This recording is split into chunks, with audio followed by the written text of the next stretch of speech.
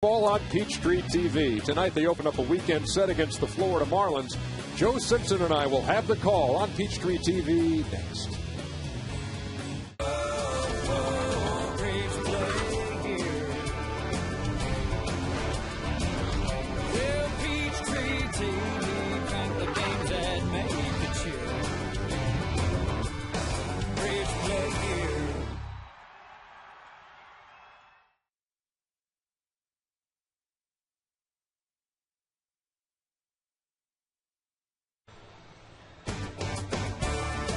A little overcast, but otherwise.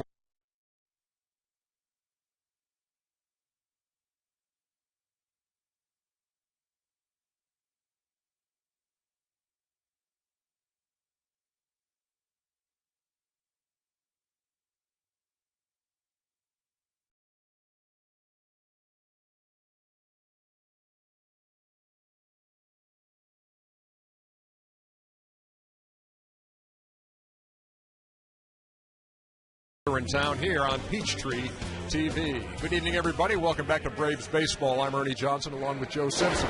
This is game number 80, so roughly the halfway point of the season.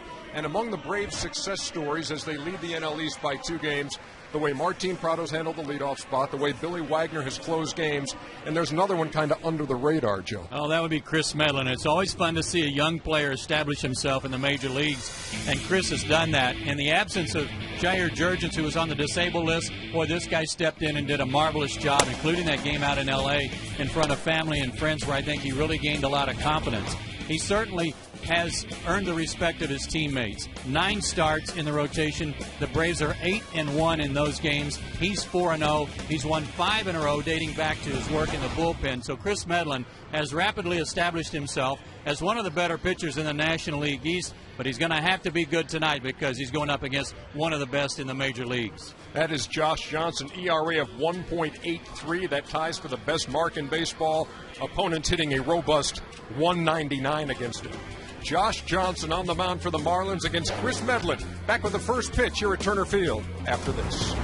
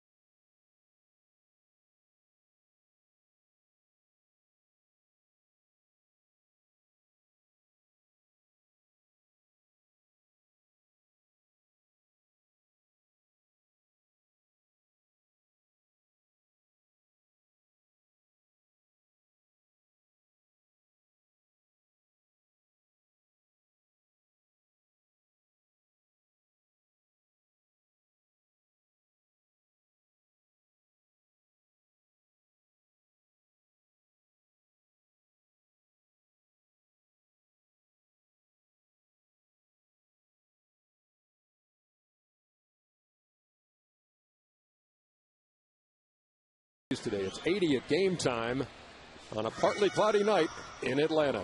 Beautiful night for the series opener. Let's take a look at the batting order brought to you by Stone Mountain Park and Evergreen Marriott Resort. For great getaway packages, visit stonemountainpark.com. Here's the lineup that Edwin Rodriguez sends out. Chris Coghlan, the reigning Rookie of the Year in the National League, leads it off. Then Gabby Sanchez having a great rookie season. Hanley Ramirez, 14 ribbies in his last 10 games. Jorge Cantu hits cleanup. Dan Ugla, then Cody Ross. Ronnie Polino getting the starting duties behind the plate again. Mike Stanton, an outstanding potential rookie with the Marlins playing right, and Josh Johnson on the mound. And they'll go against Chris Medlin, who's 24 years old, 5'10", 190 out of Norwalk, California. He makes his 10th start of the year tonight. His walks per 9 innings as a starter. Last year, remember when he first got called up, he was walking everybody. Had some nerves that were bothering him, just trying to shake it off. But an average of 1.6 per 9 innings now. He has really settled in. He has pitched in 8 games against Florida, all out of the bullpen. 8 2/3 innings total, 4 earned runs, 10 strikeouts. But he's been tough lately and beat Detroit in his last time out. Only gave up 1 run, pitched into the 7th. He's going to face Chris Coghlan to start this one off. And he takes a strike. Coghlan at 282. Has a little bit of pop, has 5 home runs out of the leadoff spot. This Marlins team right now, Ernie, comes to town red hot offensively. They got 3 guys at the top of the order, Coghlan, Sanchez, and Ramirez, who are really swinging the bat as well. Coghlan hitting .377, did hit .377 in June. He has hit safely in 24 of his last 28 games, and you see Edwin Rodriguez, who's 3-5. After Freddie Gonzalez was fired, the team was 34-36 when he was let go. Well, 2 games under 500. I guess Edwin's probably on the block right now, too. There has been a certain amount of intrigue surrounding that entire story. 3 balls and 2 strikes. Coghlan had a good series. They just finished a series with the Mets in Puerto Rico. They were supposed to be Marlins home games, and Coghlan enjoyed Puerto Rico. He's 5 for 11 and scored 6 runs in those 3 games. Got to keep him off the bases. Easier said than done. He was the National League Rookie of the Year last year. They've had a few of them wearing the Florida Marlins uniform.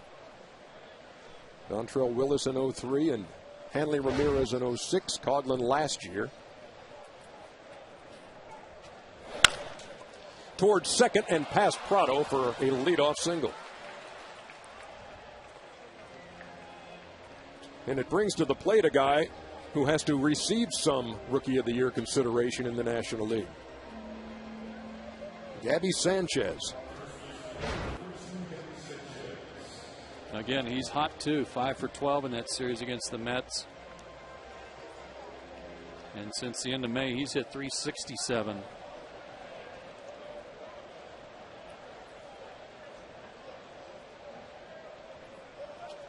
Coghlan has stolen 8 bases. Medlin keeps him close.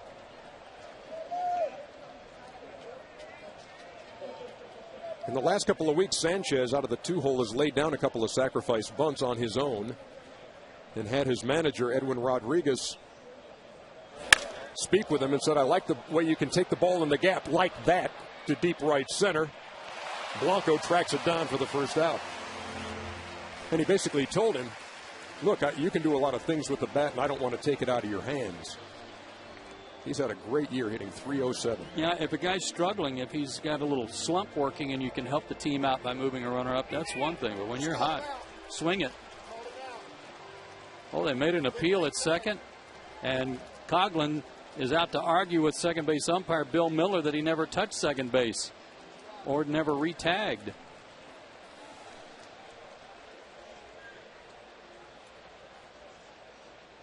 So potentially one of your more bizarre double plays coming up here.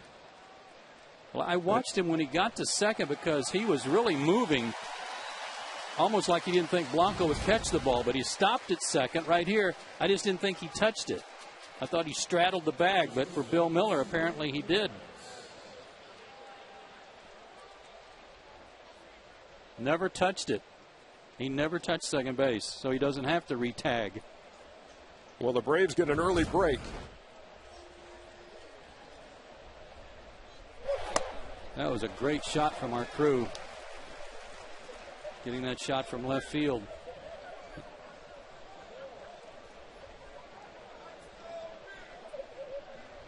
And Coghlan explaining to everybody in his dugout his view of it, and you saw a great look at it. Now look to see if he went by the bag. The point is, if you go by the bag, you still have to retouch.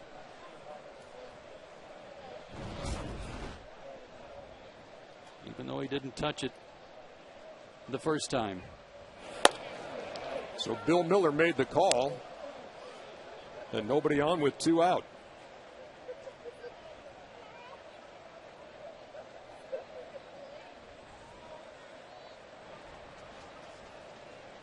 The 2-1. Well, Ramirez let that bat go back to the screen, 2-2. Hanley had a good series against the Braves down in Florida about a month ago or so when they played in Florida. The Braves won 2 out of 3, but Ramirez 5 for 11 with a homer.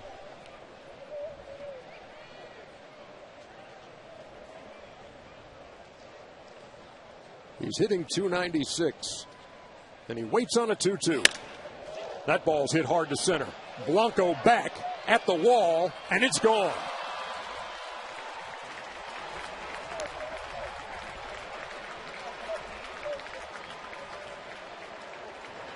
Couple of well-hit balls by Sanchez and Ramirez, and this one leaves the yard. 1-0 Marlins. Well, we haven't seen any changeups to speak of in this first inning, and usually that's a pitch that Chris comes out firing right away. The double play at least saves a run, but a lot of fastballs. That one above the belt that just got ripped to straightaway center. 13th home run for Ramirez, 52 runs batted in. And here's Jorge Cantu.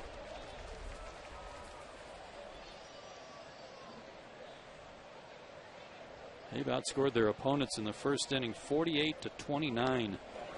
Here's a change. As a team, they come in hitting .265, which is number 9 in baseball, 3rd in the National League.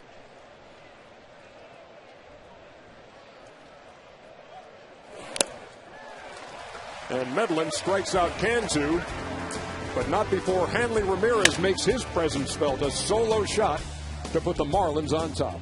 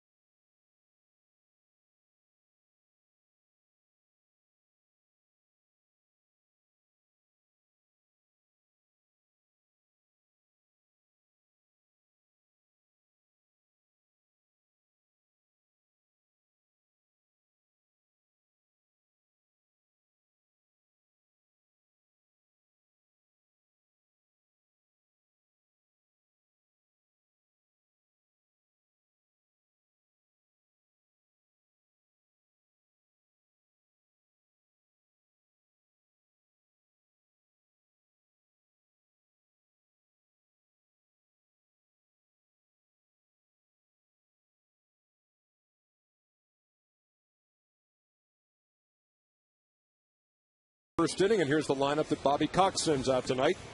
Against the Marlins, Martin Prado again leading off, then Melky Cabrera. Chipper hits third, followed by Brian McCann and Troy Gloss, the only guy to play in every game in 2010.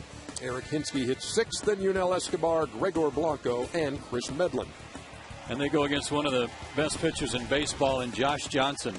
26 years old, 6'7", 250, out of Jinx, Oklahoma. Since he came back from his Tommy John surgery over the last 3 years, he's 30-9. 4-2 lifetime against the Braves. This is his first appearance against them this year. 69 career innings against Atlanta, 67 strikeouts. Brian McCann described it to me today as hitting against a guy who's throwing a bowling ball up there. Throws hard, good sinking action on it, and a good slider. He faces Martin Prado.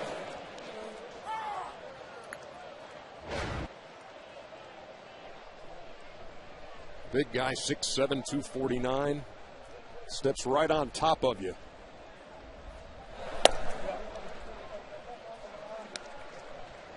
That was the slider at 86.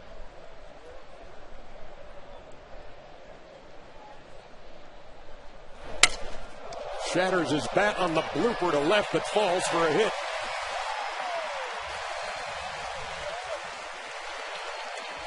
Martin will take it.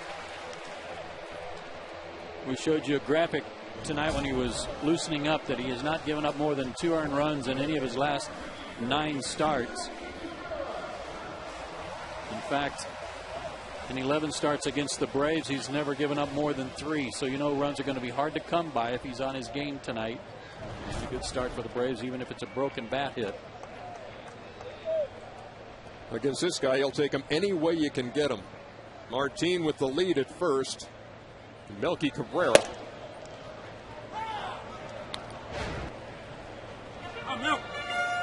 Johnson allowed 2 runs to the Padres the other night in his last start, and that broke a streak. He had 8 straight starts of at least 6 innings pitched with no more than 1 run allowed. Yeah, they really rocked him. And the go-ahead run in that game was scored when Mike Stanton, their rookie right fielder, caught a fly ball hit by the pitcher John Garland in foul territory and allowed a run to score from third on a foul ball on a sacrifice fly. And that made it a 2-1 game, which stood up.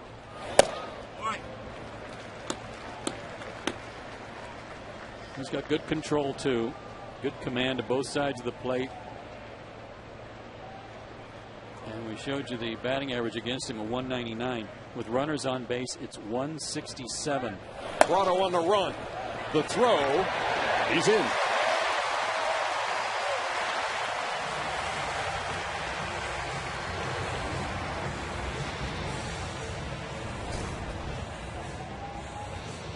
Hanley Ramirez arguing with Bill Miller now. And maybe because, watch, Martin's foot hit the bag, but now it comes up on top of Ramirez's shoe, and that's what he was saying, that he slid into his foot, but not until he had already hit the bag first on the front.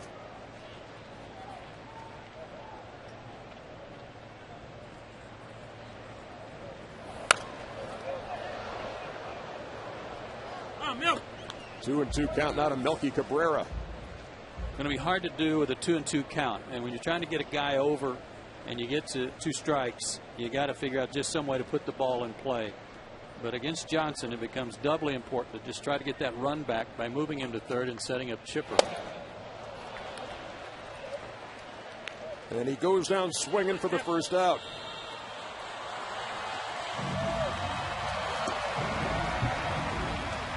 Runs at a premium against a starter like this.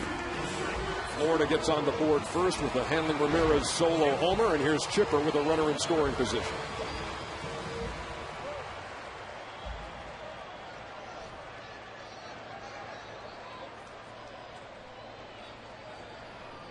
That's 108 strikeouts this season against 27 walks. 4-to-1 ratio for Josh Johnson. Another one of those guys that is really good after his team scores and trying to shut down the other team.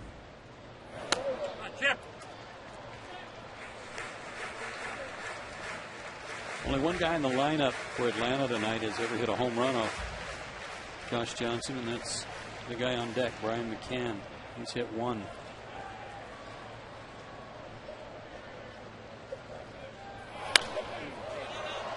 Popped foul, ball and a strike. Braves come into this game leading the East by 2 over the Mets. Philadelphia 4 back, Florida 8.5 back. You see Chipper with 39 home runs against the Marlins.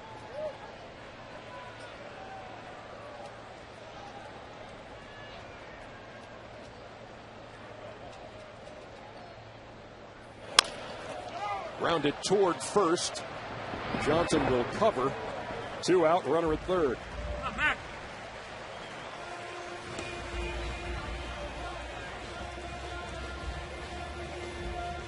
We showed you Edwin Rodriguez, who's the new manager of the Florida Marlins. A lot of these guys played for him in the minor leagues. They also promoted several coaches after Jim Presley was also fired. So was Carlos Tosca, the bench coach. Later on, Dave Collins, the first base coach, resigned. They have a ton of inexperience on their staff now. Major league experience.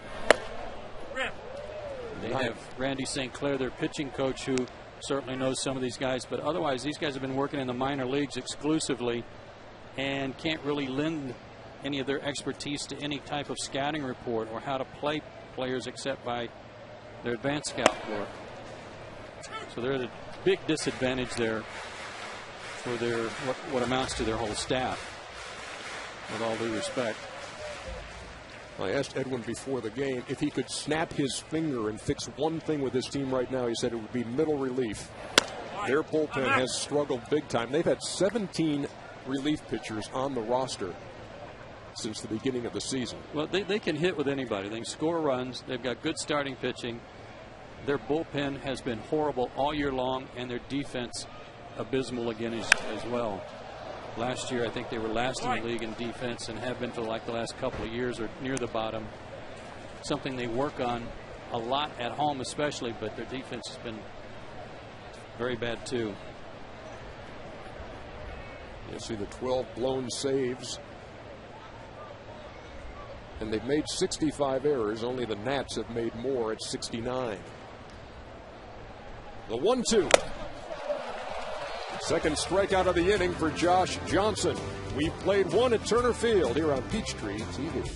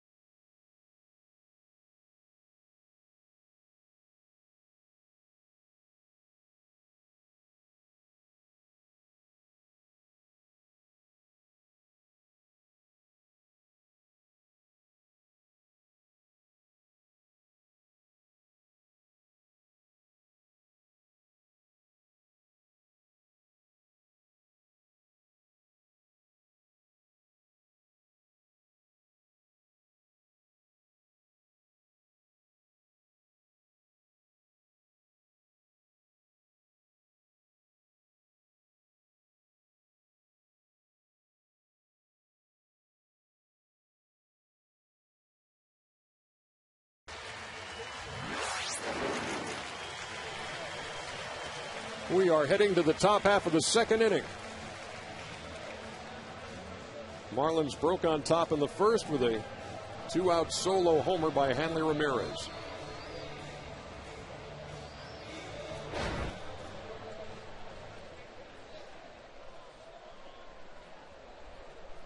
Dan Uggla to lead it off against Chris Medlin.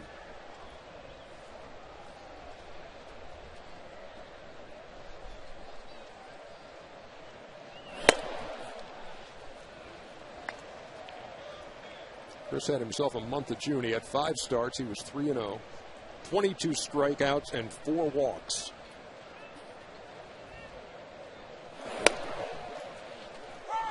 Works the inside corner, 1-1.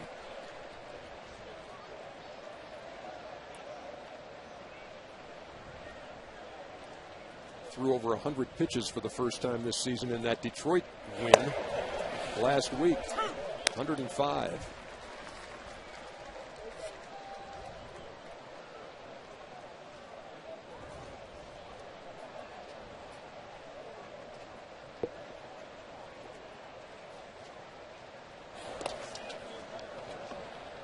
Two balls and 2 strikes. You notice when you watch Medlin pitch, he really works the far left side of that rubber.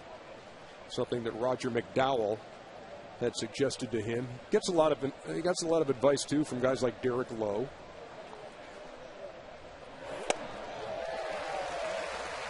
I think out of that sequence, 5 or 6 pitches, he threw at least 3, if not 4 changeups.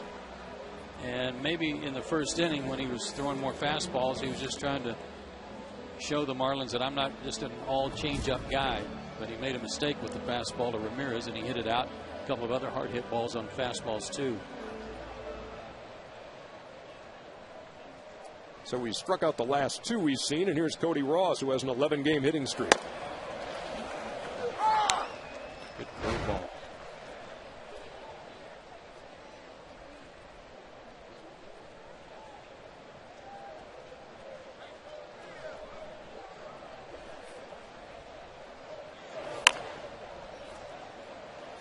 Way ahead, 0-2. This is a big stretch for the Marlins as well. These 6 games, they played the Mets 3 and took 2 of them in San Juan, and now 3 with the Braves. And they're just trying to stay within shouting distance going into the All-Star break. They have to go on the road to the Dodgers in Arizona before the break.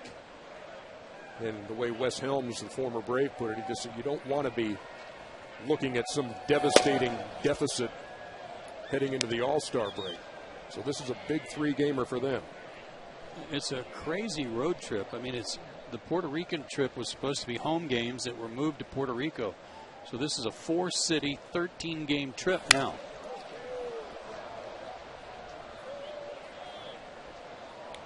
Puerto Rico, Atlanta, and as you said, then they finish up right before the break in LA and Arizona. That's a tough trip. It's interesting, before the game when the umpires come out, it's usually not a very long meeting for an exchange of the lineups and go over the ground rules for the first game of a series, but it was an extended meeting at home plate tonight because Edwin Rodriguez has not been to these parks. He doesn't know what the ground rules are. Fly ball deep center again, Blanco. We've seen that number 1 on his back 3 times tonight. That's the second out. 2 of them he chased down, 1 he watched sail over. And that one was a changeup, but look where it was, letter high. So the park just big enough to hold it, and a nice play by Gregor to stay with it. And you see the Braves wearing and the Marlins too, wearing the red, white, and blue hats. 4th of July weekend, and a lot of folks kicking that off here at the ballpark tonight. Just put a graphic up there showing you that the Marlins have the best record in the division. 2 games over 500. Fly ball center. Blanco almost in his tracks for the 3rd out. Kind of tells you how everybody in the division is beating each other up.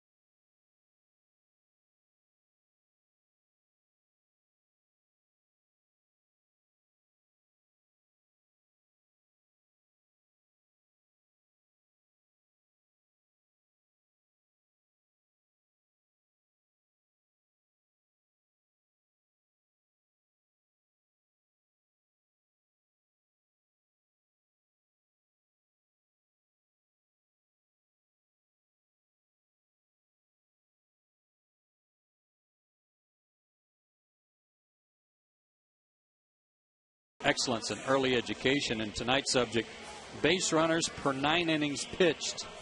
And Josh Johnson leads the National League in that category. Less than a base runner per inning. He's the only guy that has a percentage that low. Of course, Ubaldo Jimenez, who's having a great year for Colorado, has a very low percentage as well. But Josh Johnson is catching Mr. Jimenez in a lot of different categories in the National League, albeit still short of him in wins. Starts Troy Gloss off speed. 0-1.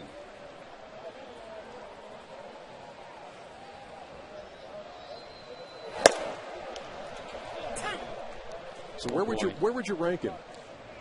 Oh, probably top 5. Easy top 5. Other guys kind of come in and out. He just kind of hangs right in the top 5 all the time. But if he's throwing that 94 fastball in the outside corner like the pitch before all night, it's going to be a long night for the Braves hitters. And that number you gave us earlier, since the Tommy John surgery, in the last 3, that's ridiculous. His success the last 3. Yeah, that got my attention. And Hal told us that earlier today, that he's 30-9 since he came back from the Tommy John surgery. Amazing. And 42-19 for his career.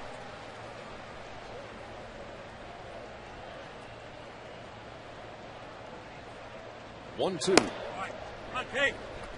And what's really amazing, Joe, too, is when you think back, I mean, if you look through media guides or the baseball prospectus or anything, you see so many guys who have had that Tommy John surgery, which was once a career ender. And now you see guys having tremendous success after having it done. There's, Tim Hudson was a great example, too. It's almost, you get a restart with a fresh arm.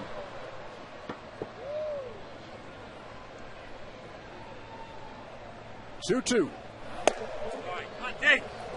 Tommy John himself had a very successful career prior to the injury, and then he had a long career after he came back from it.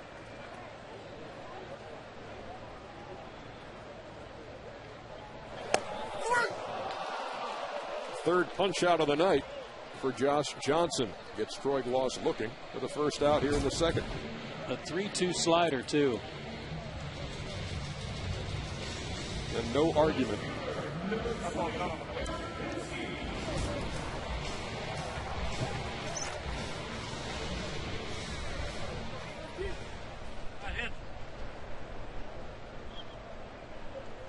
Eric Hinsky with 1 down.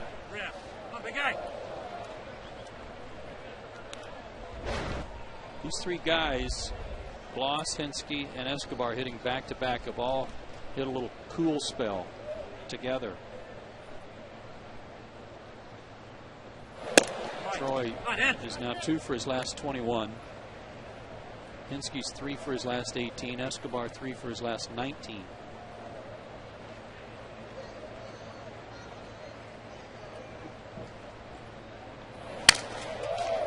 In their defense,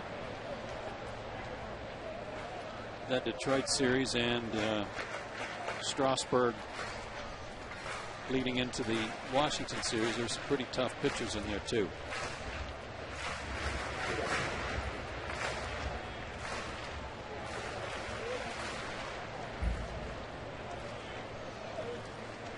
One and 2. Did he? He did. Says Mike Riley. 2 up and 2 down here in the second. 3 straight strikeouts. Mike Riley's the crew chief. He's at third base. He's the one that made the call, and it appeared to be the right one.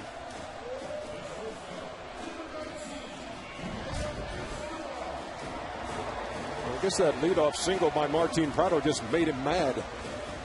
Looks that way. Since then, there's been a ground out to first and 4 Ks. Here's Escobar. Ready, come on, let's go.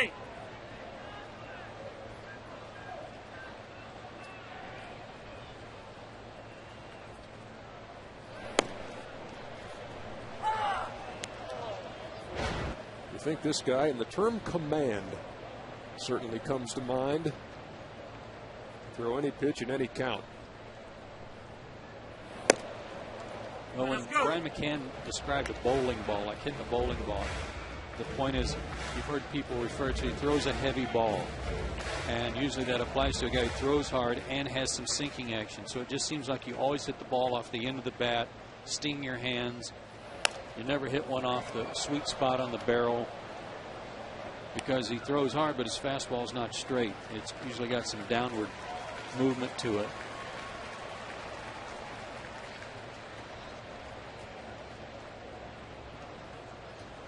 He's ahead. A ball and 2 strikes.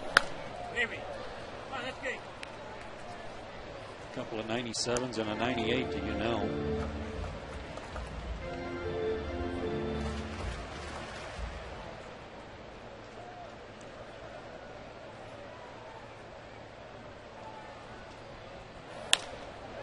To right center field.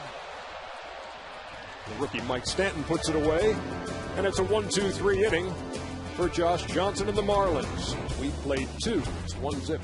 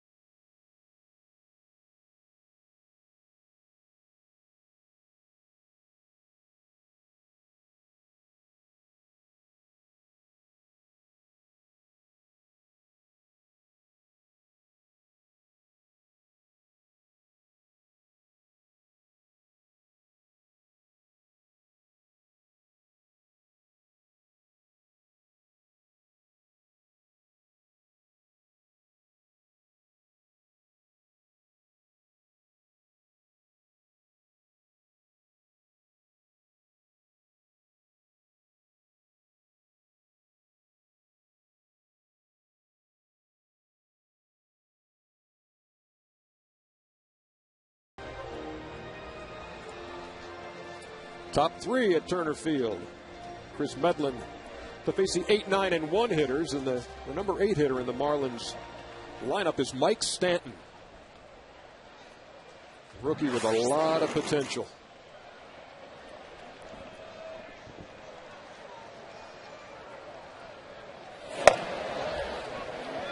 These Double-A numbers for the Jacksonville Suns.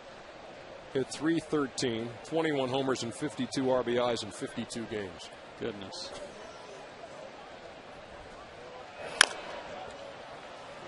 Well, when there was a lot of talk about rookies in spring training, it was Hayward, Strasburg, and Stanton.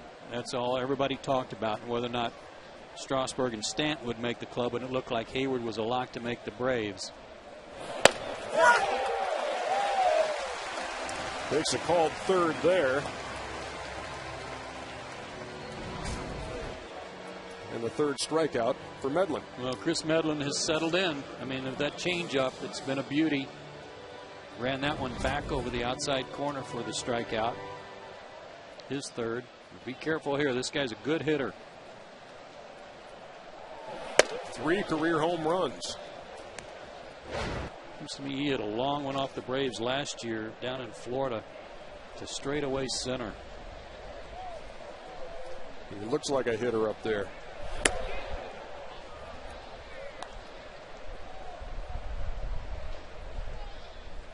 He's 5 out of 33 this season, knocked in 4 runs.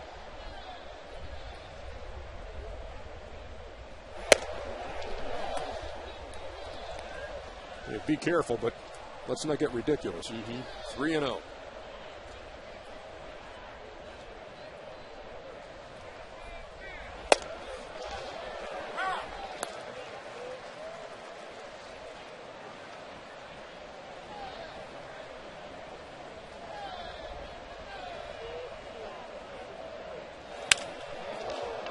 Hit that on the button, but Gregor Blanco wraps it up. 1-2 down.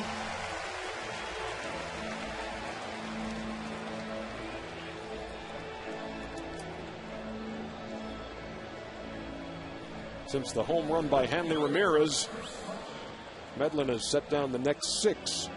3 of them strikeouts. The other 3 fly balls to Gregor Blanco. Let somebody else play. Here's Chris Coughlin.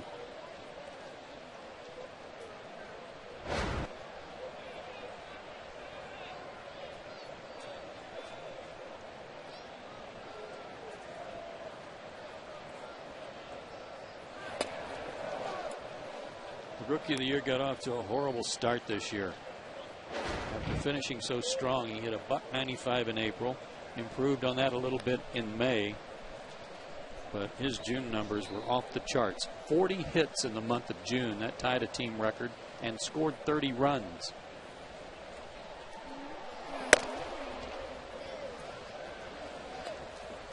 And he knows his role as a leadoff hitter here. He's got a little pop, but said really the one stat he cares the least about is home runs. They only think he may be capable of hitting 10 to 15 a year. But he says it's batting average, it's on base percentage, it's scoring runs. And he has scored 52, tied with Dan Uggla for the team lead. 3-0. That would also go to the way he sprays the ball around, Ernie. He'd much prefer to hit the ball to left field into center than he would to pull it. 31 hits to left, 27 to center, only 17 pulled to right field. And he draws a 2-out walk.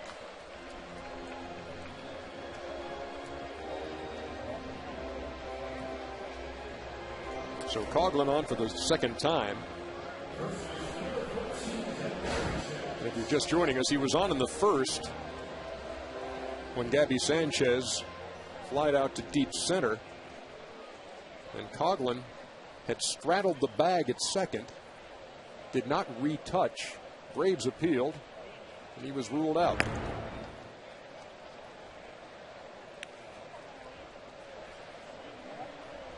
It was a good thing because the next hitter, Hanley Ramirez, went deep. Yeah, that was a big break for Atlanta and Medlin.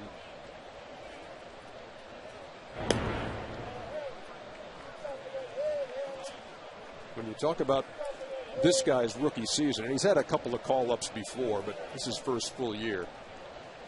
Hitting .307, best among National League rookies. 25 multi-hit games, that's the most among the rooks. 85 hits, 29 extra base hits, all of those leading the rookie class in the National League.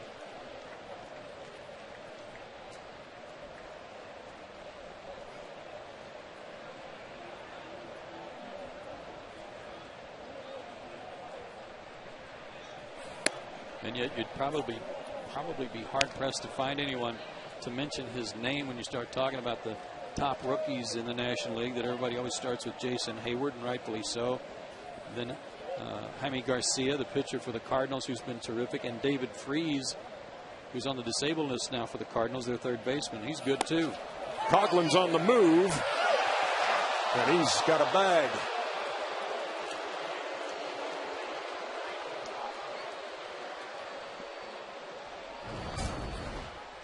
He's 9 out of 11, got a good jump. Brian's throw was good too.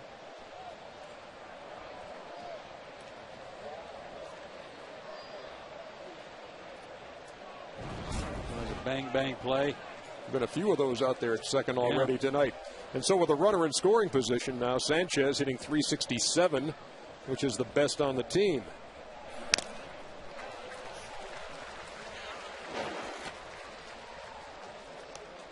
He's one of those guys that Edwin Rodriguez knows well, played for him in AAA. In fact, he hit him third in their order in New Orleans.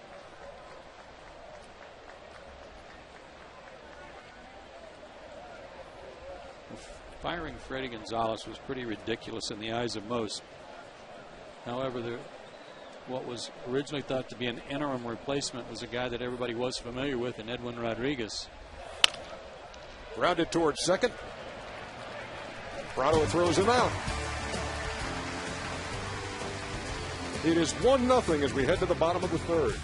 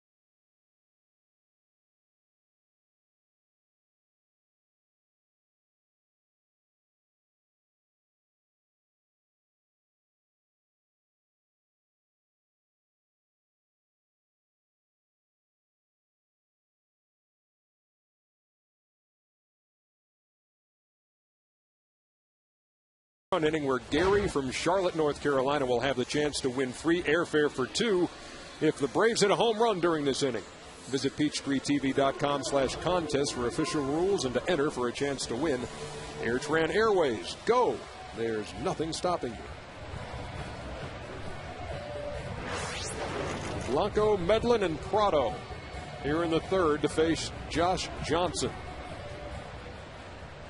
And it would be much easier just to call him JJ, as they do. Or EJ, as we do you. Come on, kid. Blanco takes 1-0. When we call you EJ, is that for Ernie Johnson or is that for Ernie Jr.? Whichever you prefer. I proudly wear the junior label as well. Yeah, I might be JJ. Come on, block. Looked like Blanco rang up Paulino just a bit. Yes, he did. With his follow through there. Thankfully, Paulino's wearing that hard hat.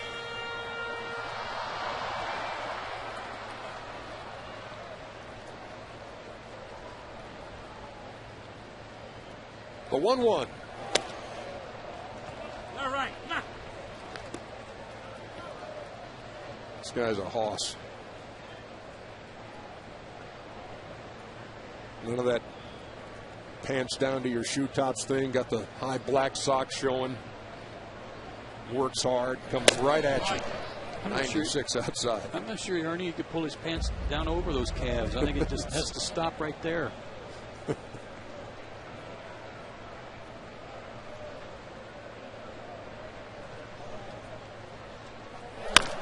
Hit hard into right field. Leadoff single for Gregor Blanco here in the third. He just keeps on hitting. 5 for 15 on the homestand coming in. Now 6 for 16. Slider dropped it down and in, but didn't get it in far enough, and Gregor pulls it right in the hole.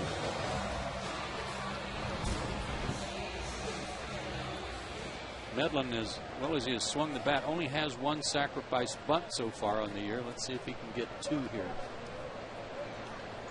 The switch hitting pitcher from the left side here against Johnson takes a strike.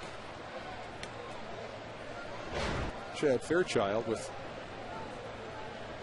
a rather take your time called strike.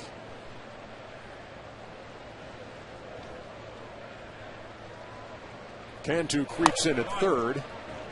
1-1.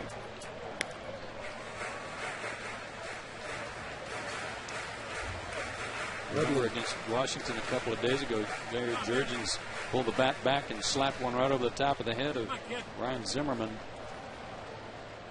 It's the biggest swing of that game.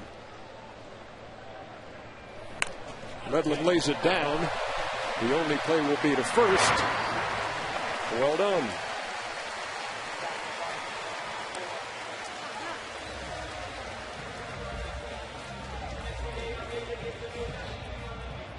And now the Braves have a runner in scoring position. It's time to take a look at the SunTrust Solid Performance, brought to you by SunTrust. Live solid, bank solid. Tonight's subject, total base leaders in the National League. Albert Pujols at the top of the list, but Martin Prado with his single his first time up tonight tied Joey Votto, who had a home run today against the Cubs. Right in there behind Mr. Pujols. So Votto's streak continues of reaching base safely. All right, come on, front.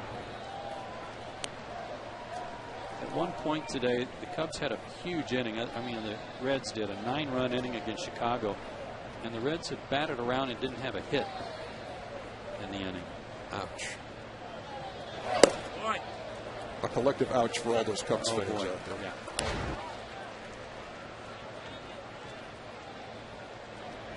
Martin singled his first time. He bats now with Blanco at second, representing the tying run against a tough right-hander in Josh Johnson. Come on, front. That average now .335, which leads the National League. 112 hits, most in baseball. Hitting .390 at home, the best in baseball. All right. Come on, big guy. And he's worked the count to 3-1. A lot of sliders behind in the count. 2-0 slider to Martin for a strike. Remember, he threw a 3-2 slider to Gloss to strike him out. But always the heater. He's got that to fall back on. Get.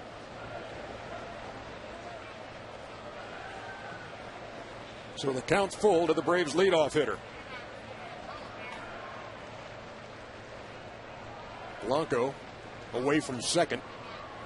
Here's a 3-2 toward third. Cantu looks him back and throws over, and then Blanco takes third.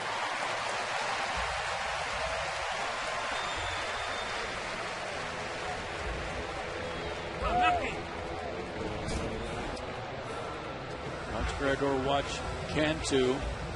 As soon as he releases, he's off to the races. And I tell you, the way Gregor's playing right now, he may be bidding for a spot higher in the batting order. Utilize his speed a little more.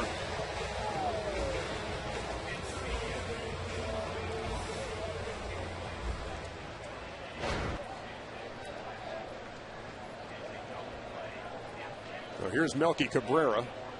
Struck out his first time. All right, come on, Milk.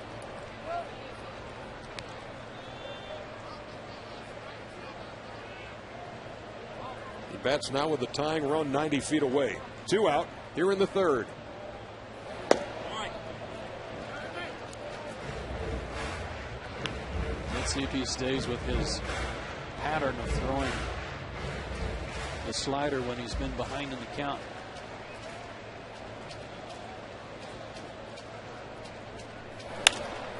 Fastball. Guys like Josh Johnson, though, Ernie, it just seems like when they throw their fastball, it's not taking any effort. It just comes flying out of their hand. Look at that bat, or what's left of it. Braves get a runner to third, but can't get him home. This has been the Airtran Airways home run inning of the game. Be sure to register at Peach.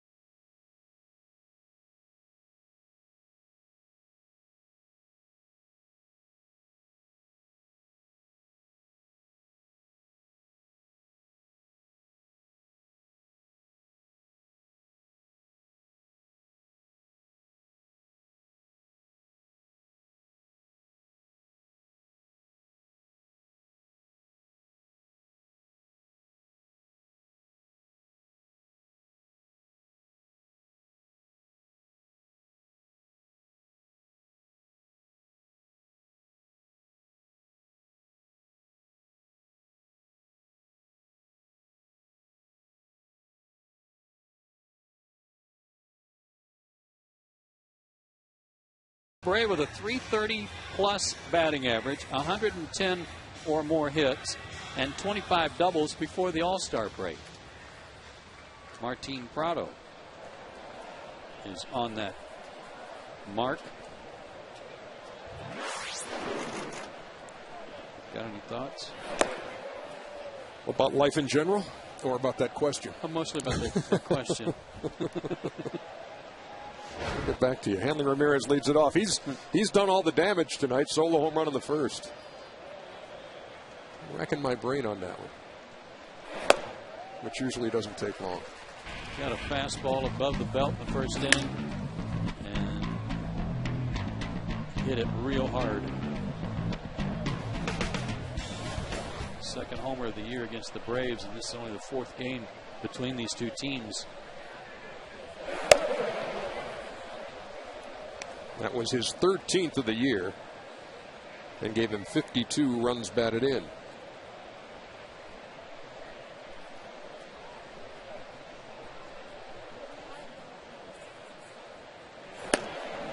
When he made that ugly, disparaging remark to Freddie Gonzalez earlier in the season, where he made a comment about Freddie saying he never played in the big leagues, he doesn't understand. Well, he'll have a field day with their staff now. Exactly. Into right field for a leadoff single here in the fourth.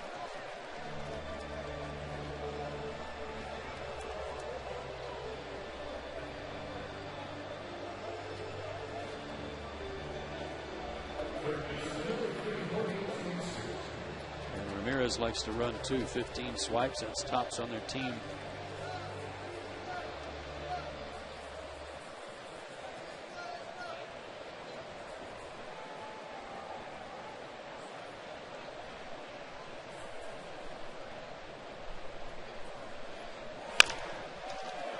Escobar will take it himself.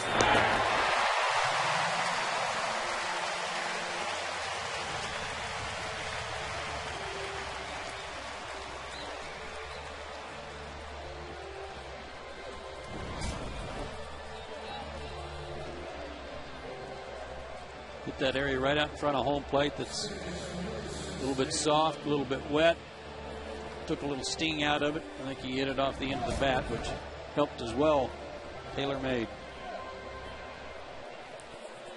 Second double play of the night for the Braves. This one a bit more traditional than the first, as Ugla swings and misses. The official scoring, I know some of you folks at home do keep a card. In the first inning, on that appeal by the Braves on the fly ball to center, and when Coughlin was called out, scoring is 8-4-6-1-4. 8-4-6-1-4. Called today. Operators are standing by. Ugla waiting a 1-1 from Chris Medlin, who has only surrendered that solo home run to Hanley Ramirez. It's a 1-0 game in the fourth. I love our organist here. He's so sharp. He's always playing a little music that you can pay attention to if you're at the ballpark. See how it applies to a visiting player's name. Like Cantu came to the plate just a minute ago and he played Can't You See? Dan Ugly, he played the theme from The Good, the Bad, and the Ugly. Very clever. Well done.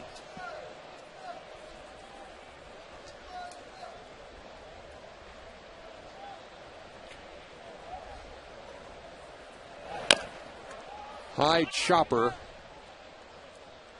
And that just did go foul. It's the only thing Chipper could do. Mm-hmm.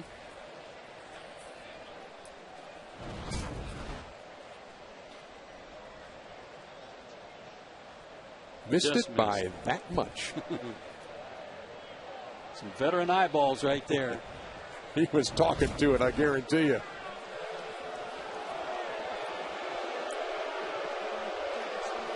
And Dan Ugla just now making his way back to the batter's box. But Dan Ugla's not used to hearing this much crowd noise. Plays in Florida. He's looking around like, what's going on?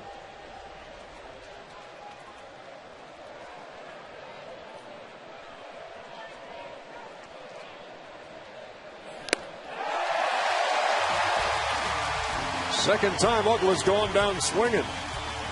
We played 3.5 in a 1-0 game.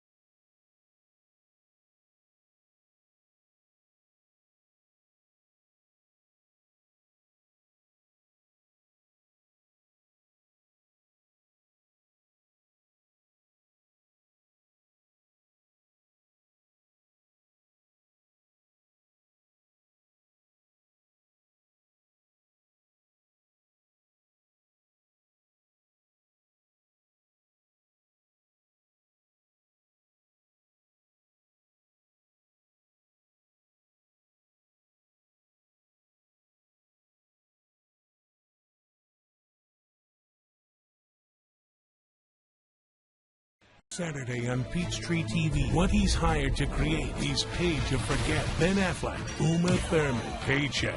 Saturday at 8 on Peachtree TV. 4th of July weekend here in Atlanta. Thanks for being with us on Peachtree TV. I want to send a shout out to a good friend of ours at Turner Broadcasting, one of the VPs, Jeff Ogan. Had a chance to visit with Jeff today over at the Shepherd Spinal Center, where he is recovering from surgery that he had in February. He's been in and out of the hospital a couple of times. And Ogs, we're all pulling for you. It was great to see you today. And for all my friends at Turner who are wondering how Jeff's doing, he's coming along just fine. Thank you. That is a tremendous place. He's under great care over there at Shepherd as Chipper lines it into the gap to lead off the 4th. He's going to try for 2. The throw from Stanton won't get him.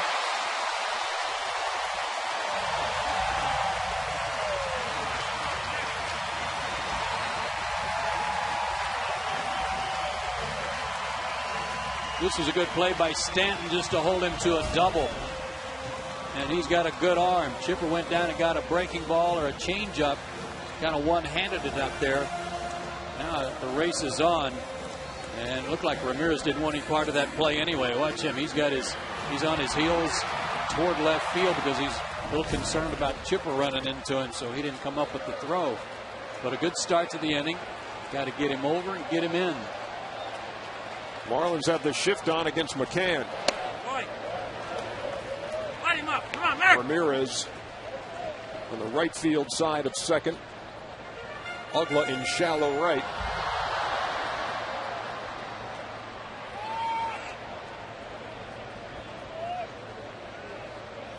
McCann struck out in the first. Johnson has fanned 4 and leads 1-0 in the bottom of the 4th.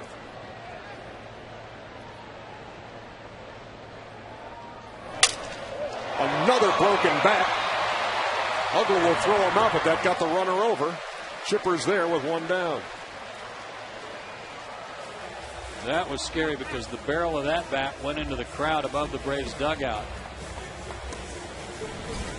But watch this. See where Ugla's playing out there in shallow right field. This is a case where the shift really played into the hands of the Braves. That's just a pop fly out if he's playing his normal position. But instead it allowed Chipper to get to third. Now Troy or Hinsky's got to get him in. Infield's going to play in a little bit too. All right, on Jake. Loss called out on strikes to lead off the 2nd. Bats here in the 4th with the tying run at 3rd.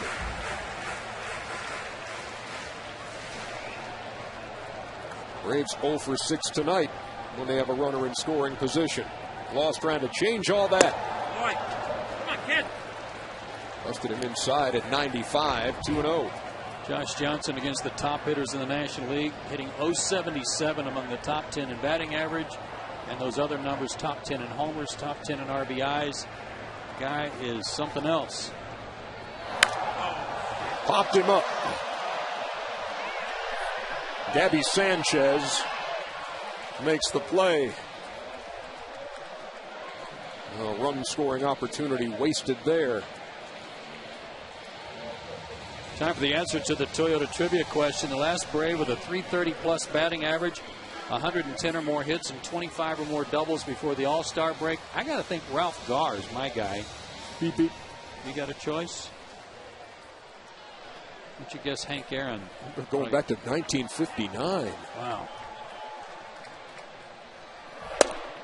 But thanks for bringing up the name of Ralph Garr again, though. He was something. The Road Runner.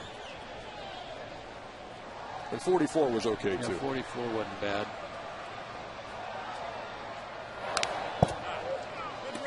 Eric Hinsky falls behind 0-2.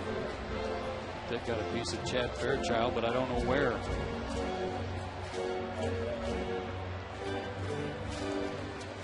Let's see where this dinged the umpire. Oh, right on bicep.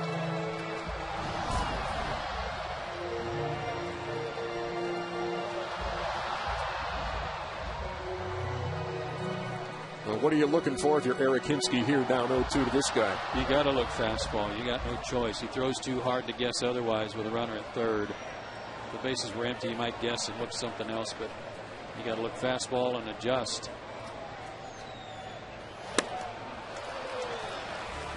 He goes down swinging for the second time. Josh Johnson continues to shut out the Braves. It's 1-0.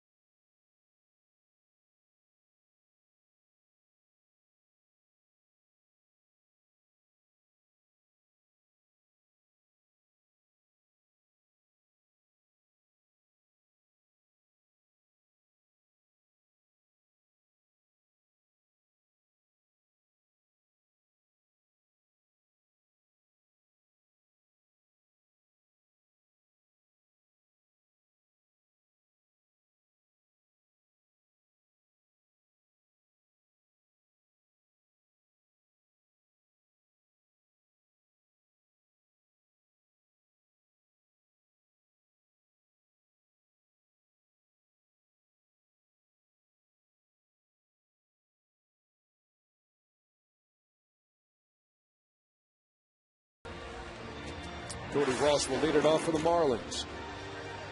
Joe, I mentioned the Shepherd Spinal Center when I was talking about Jeff Hogan, our buddy, and that is one of the most inspiring places.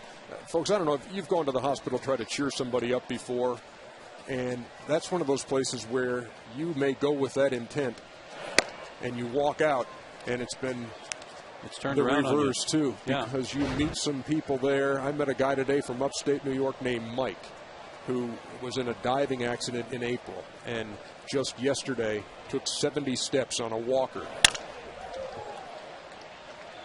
Ground out for the first out. And it was just an inspiring moment. And on this 4th of July weekend, they're going to run the Peachtree Road Race as always, and that's that Cardiac Hill right there at Piedmont Hospital and the Shepherd Center. And having run that twice, I remember if you just put your head down and run that thing and try to get up that hill and don't look and see the patience from Shepherd, who are out there in their wheelchairs cheering on those runners, it's awesome. And so it's one of the great places in America, the Shepherd Spinal Center, for what they do and how many people they help on a daily basis, on an annual basis. The doctors, the staff, everybody over there continue to do just an outstanding job. And I want to pass along my get well wishes to Jeff too, and hope he's watching tonight and enjoying the game. Line drive to left center field will fall for a hit. So Ronnie Paulino with a 1-out single. He's logging a lot of innings behind the plate for the Florida Marlins. In fact, has started the last 22 games, has played 191 of their last 193 innings behind the plate. And Edwin Rodriguez saying, I'm just going to trust him to let me know how the fatigue factor is going if he needs a day. Here's Stanton to Chipper. This could be 2. 1 and 2.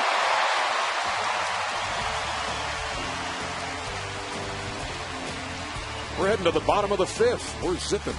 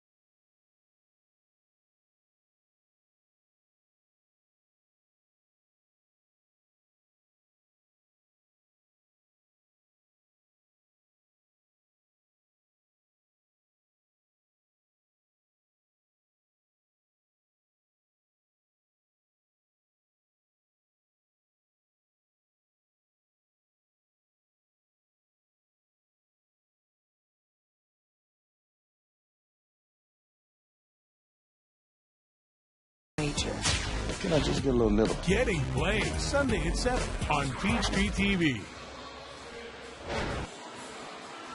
We go to the bottom half of the 5th inning. And fans, you can secure your tickets today for the second half of the season.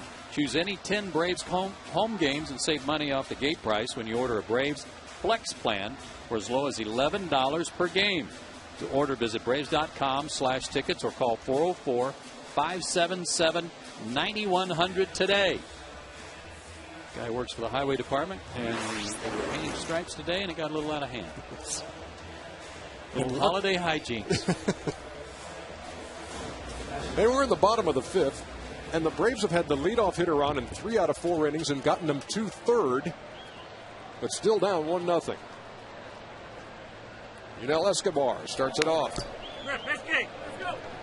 If you're thinking that, well, hey, Braves will get his pitch count up, they'll have to go to their bullpen, which has been less than stellar this year. Well, don't hold your breath. It's going to take something to get him out of the game.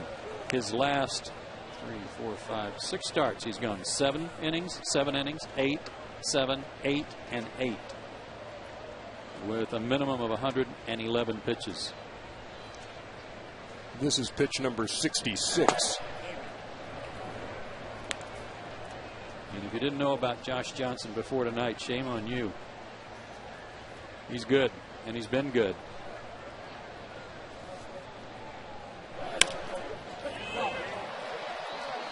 into shallow right. Mike Stanton makes the play. Mike Stanton was a guy out of high school who we've talked about Jason Hayward, how he played baseball just like playing baseball. Travel teams, all that stuff. I mean, almost year-round. Stanton was a guy who was a 3-sport star. Whatever was in season, he played it, and actually got recruited to go to USC, Southern California, as a wide receiver and cornerback. Terrific athlete, excellent basketball player. Name a sport, and he'll play it. 6'5", 230. Come on, Blanc. Can run, can hit with power, can throw. And he's all of 20. Yeah.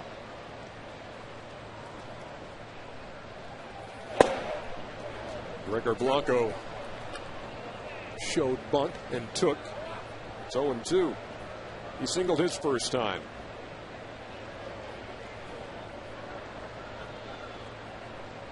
Up on that bat a couple inches. Boy. Takes us 1-2.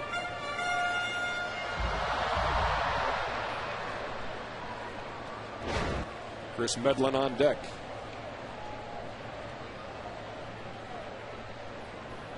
Boy.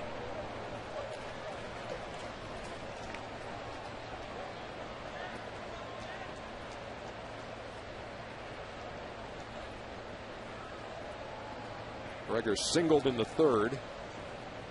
Was bunted to second. Took third on a ground ball to the left side using his speed, but was stranded there.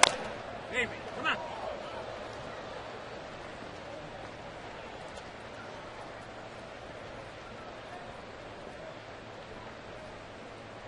Braves with 3 against the Marlins this weekend, and then it's on to Philadelphia and New York. As kind of this NL East round robin going into the All-Star break continues. And that is a fascinating fact that when you look at the in the division records for these teams, and everybody's just beating everybody. Yeah, just wearing each other out. Marlins are 2 over. The Nationals are 1 over 500. And those are the best records. The 2 teams who are at the bottom of the division have the best records, albeit not that glittering.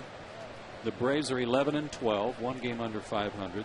Likewise, the Mets are 1 under 500 at 16-17. Same with the Phillies at 14-15. That ball is well hit into the gap. Blanco's at first and turning on the Jets. He's at second. And he is standing at third with a 1-out triple.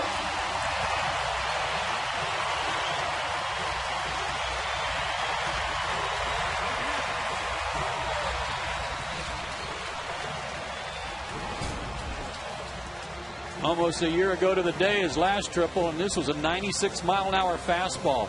Remember, he turned on a slider his first time up that was down and in. This was a fastball in a similar spot. It was down a little bit more out over the plate. And then watch Gregor go. Squeeze is certainly a possibility here, but you don't like to squeeze with a left-handed hitter that much because everybody can see the play developing a little better. It's easy to pitch out if you see the runner breaking and you got a left-handed hitter up there, and switch hitter batting left. You've got to break really late with a left-handed hitter. Medlin laid down a sacrifice bunt his first time. They do pitch out, nothing happening. But to your point, too, you see if you pitch out on that side, the runner's coming right at you. There's no hitter you have to contend with on that side. Exactly.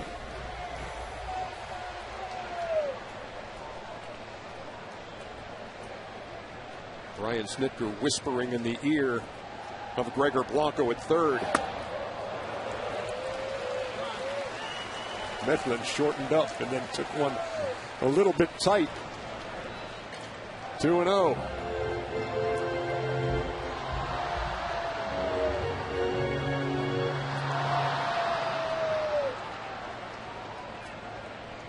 Blanco 7 steps off the bag at third. Medlin swings away. 2-1. It would be only fitting, after the Braves have had 3 runners reach third before and couldn't get him in, for the pitcher to drive one in. Braves are 0 for 8 with runners in scoring position tonight. Against this guy, that's not good. Medlin has 2 RBIs, and the squeeze is on, and he fouls it off.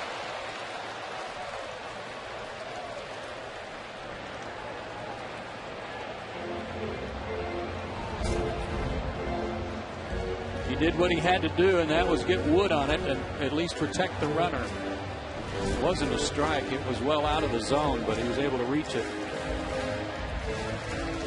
And that's the cardinal rule. That's on. Get a piece of lumber on it. 2-2. Boy. 97. Cause Chris to take a little walk. Just to clear my head just for a second here. Let me go walk about here just for a second.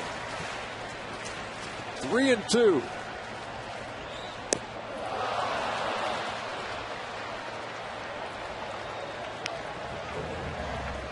And so once again, a runner at third with 2 out.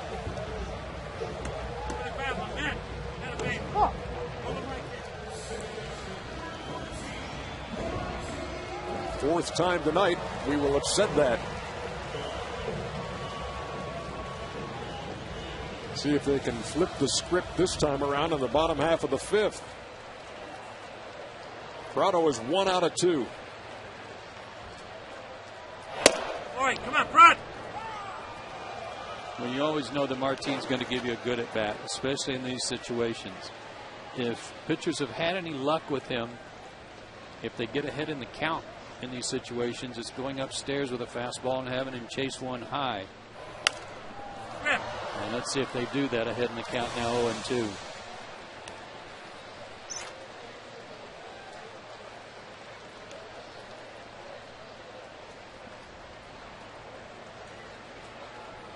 Pitch number 84 about to be made by Josh Johnson here in the bottom of the 5th.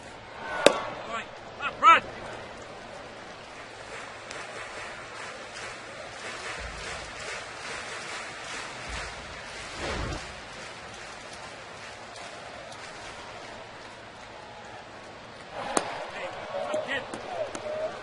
Martine just checked it. 2 balls and 2 strikes. Braves with another chance to tie this game, which the Marlins have led since the 1st with a solo home run by Hanley Ramirez.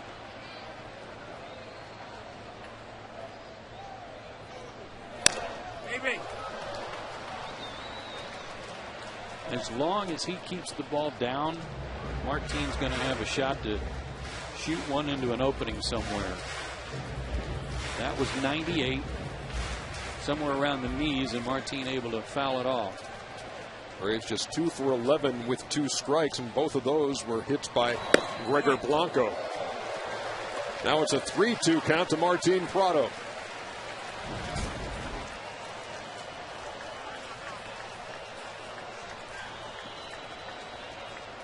I think Paulino wanted this one.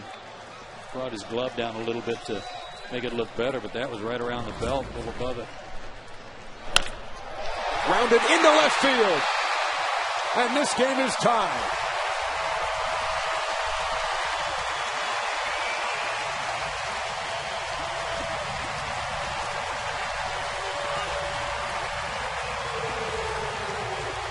Threw him a slider, I think, Ernie. Went to the slider, and it just kind of spun. 88-mile-an-hour slider, though. Might have been a cutter that he was trying to get to dance a little bit, and it didn't. And remember, it seems like every time he's been behind in the count tonight, he's gone to that pitch and made a mistake with that one, and Martine comes through again, another multi-hit game. That is 38, which is the most in baseball. And so finally, the Braves cash in on a scoring chance. 1-1, bottom 5. Melky's 0 for 2. Strikeout and a ground out.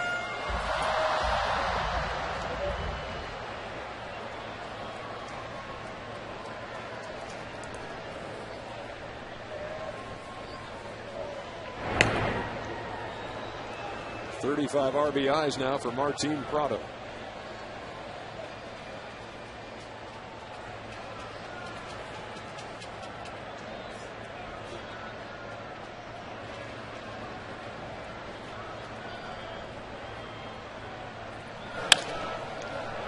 Just looking at Josh Johnson's numbers, the only 2 times he's pitched less than 6 innings this year were his first 2 starts, and they went 5 in each of those. In one of those starts, his second of the year against the Dodgers, he gave up 8 hits. That's the most hits he's allowed in any game this year. That was in a 5-inning stint.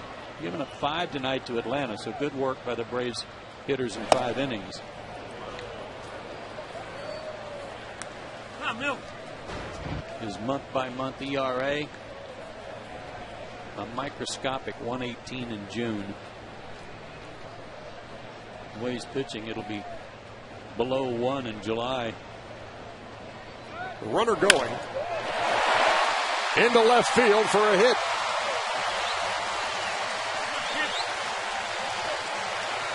Martin Prado had the play right in front of him, had to hold it second. But Melky Cabrera with a 2-out single. So this gives you another idea of how smart a player Martin Prado is. Now he's running on the pitch. There's a base hit. He has a legitimate chance to go to third base, but it's iffy. You never want to make the last out of the inning at third base, the first or the third out at third base. But more importantly, number 10's coming up, and you don't want to take the bat out of his hands. Martin's got his head down. He finds the baseball. Coughlin's arm is okay, but nothing special. But you never, in RBI chances, ever want to take the bat out of Chipper's hands with a chance, especially with the game on the line or the lead on the line here. Chipper doubled his last time. He's 1 out of 2. Game tied at 1. No.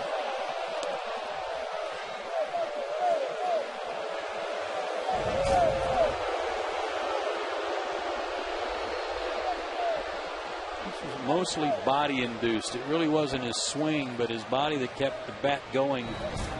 Chad Fairchild said that's enough for the swing.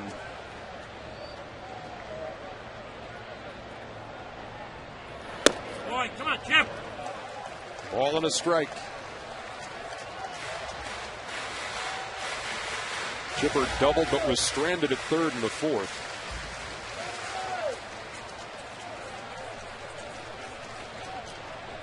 Prado away from second. Cabrera at first with 2 out.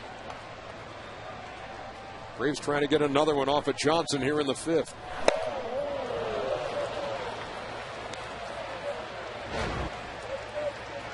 He has struck out 6, hasn't walked anybody. That swing from Chipper looked like he was looking for a pitch in a spot and was trying to cheat on it a little bit, but it was down and in and not just in. A funny swing at it. Amy. Come on, Chip. Get it. Come on.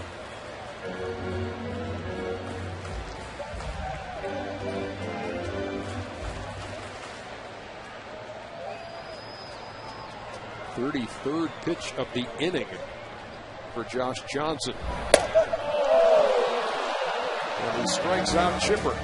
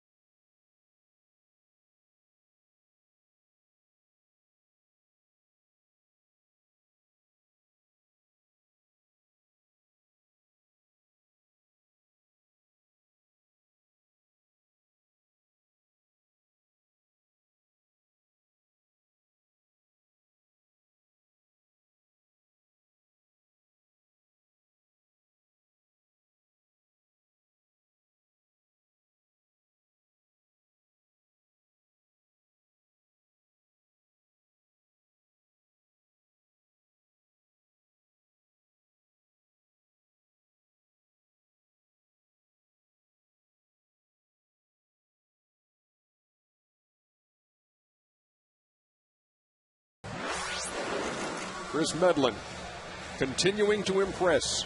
Hey, this will give him a big shot in the arm. Getting that run, getting back even. Wipes out the home run by Ramirez in the first. He's got to go out there really jacked up right now because of the 2-out hit by Prado. He will face the Marlins pitcher, Josh Johnson.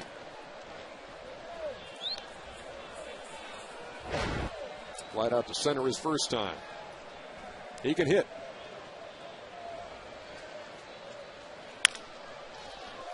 Grounded in the hole. Prado throws him out, one down.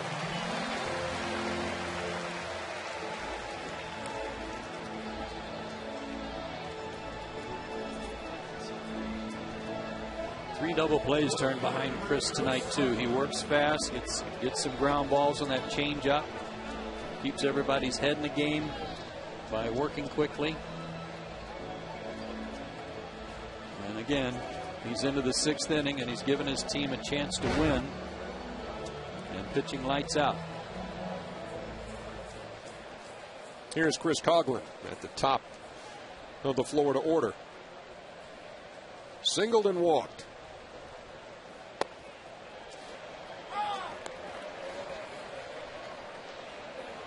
You know, when Edwin Rodriguez got this job, the Braves were in Chicago facing the White Sox.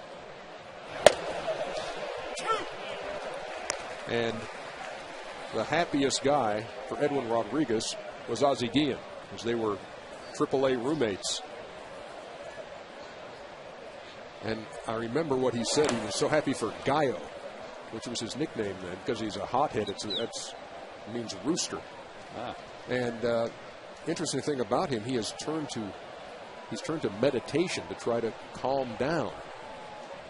And he's taking a page out of your book too, Joe. I found this very interesting. That's inside 2 and 2.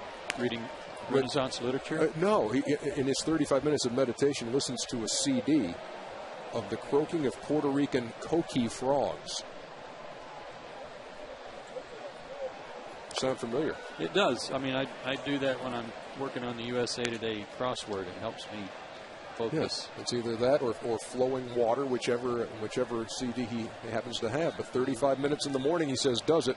Although lately he's been doing it afternoon and morning because of the stress of this whole managerial thing with Bobby Valentine and all that. But I think it's all been put to rest there as he strikes out Coughlin for the 2nd out.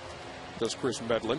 Well, one thing that I was surprised, in fact, I'd say shocked to read, was when he was named manager, he was the first native of Puerto Rico to manage in the major leagues. I didn't know that. Been some managers from the Dominicans, as you mentioned, Ozzie Guillen from Venezuela, but I did not know that Edwin was the first Puerto Rican-born manager. And that's why that series was so special for him against the Mets last week in Puerto Rico. It was 5 minutes from his house.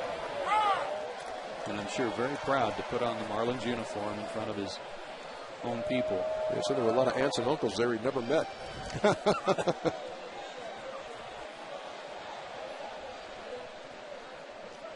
Here's Gabby Sanchez with 2 out. On the ground to Prado. 3 up and 3 down. Chris Medlin dialed in, going to the bottom of the 6th.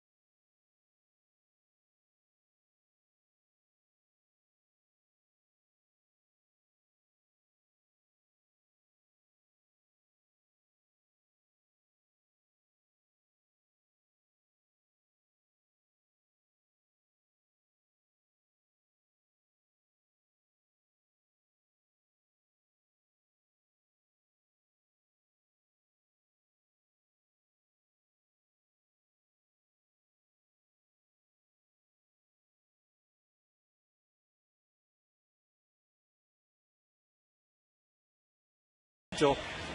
Brought to you by AirTran Airways. Go, there's nothing stopping you.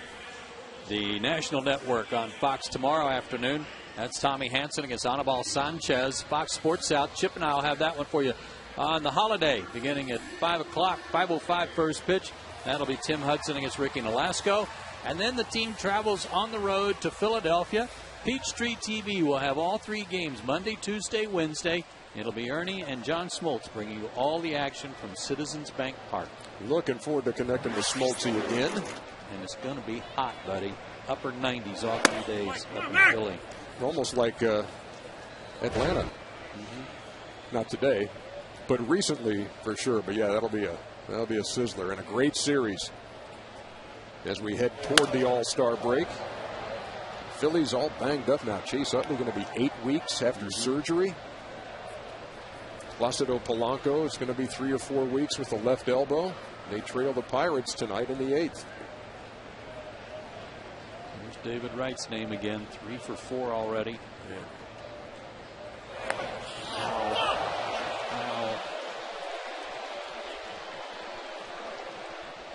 Didn't hit him with his best heater, but he did hit him, and it doesn't feel good. Brian's got an ugly bruise on his forearm from that foul tip a couple of nights ago. This one's right on the outside of his foot. Right on the baby toe. Now, wait a minute. Wait a minute. It hit his right foot, and he's hopping around holding up his left foot. Did you see that? I didn't get that one. I cannot even come close to explaining that one. Okay. But very observant on your part.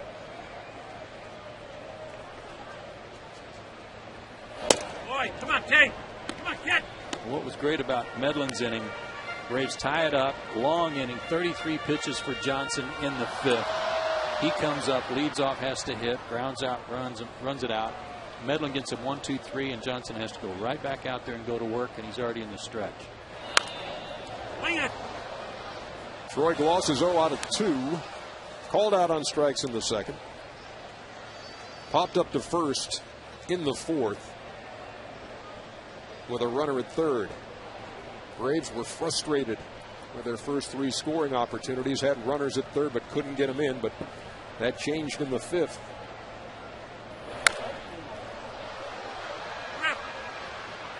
That was pitch number 103 from Johnson.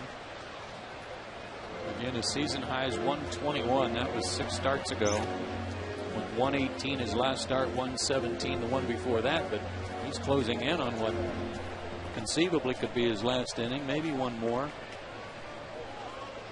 if they're going to keep an eye on that. Stayed alive at 1 and 2.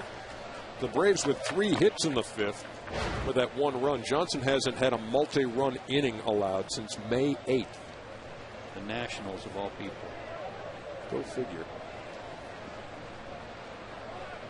A lot of stuff in this game makes you say go figure. Their bullpen begins to stir. That should be 2. And the Ramirez to Gabby Sanchez. 6-3. And that's Brian Sanchez down in their bullpen, loosening up just in case, a right-hander. There he is. Just playing a little catch right now.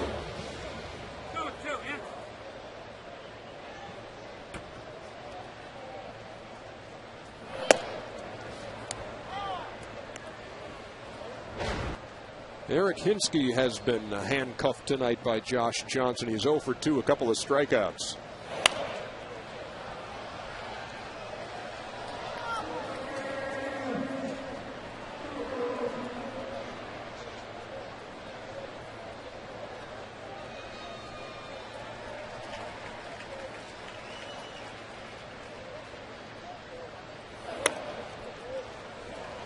Wow, the hat trick ends the 6th. We're heading to the 7th, tied up at 1.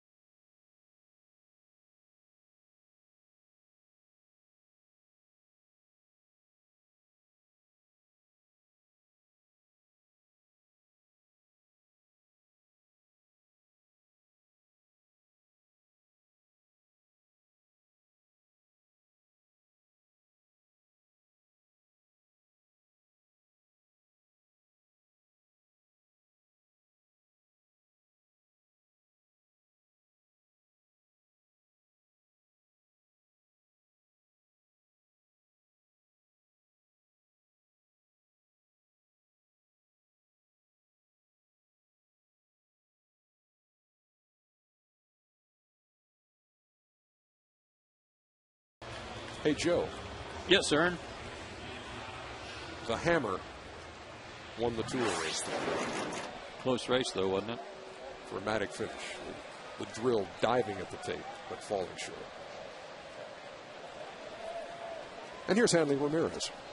When that Hammer gets his head going forward, bobbing up and down. You can't stop that momentum. No. Chris Medlin going to work in the 7th. Big inning for him right here. Heart of their order. Some hot hitters. He's been on a good roll here the last 2 or 3 innings, throwing a lot of strikes. Johnson has thrown far more pitches than Medlin tonight. That was pitch number 76.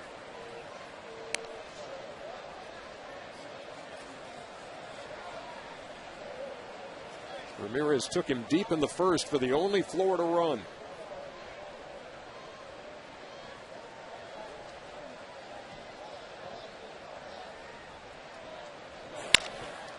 Right back up the middle. Medlin kind of took a little shot at it, and Prado couldn't flag it down. So a leadoff single in the 7th. Now, Chris, when he follows through, he follows a little bit off to the first base side, and watch this one go right through his legs while facing center field. And then just out of the reach of Martin. I don't think Prado could have thrown him out, even if he gloves it. Chris was following through away from the pitch. And he's at 77 pitches right now.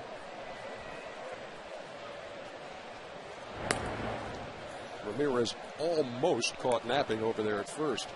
Since the home run in the first, there have only been 3 Florida hits. And the last 2 before this one by Ramirez, they were erased in a double play. One hit into by Cantu. Ramirez has 3 of their 5 hits.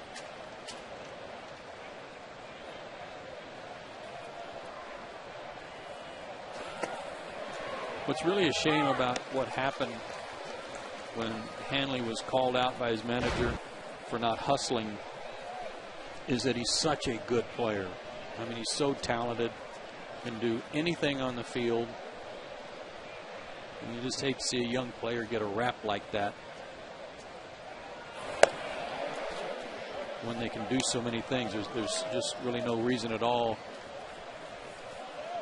for him to have played that way.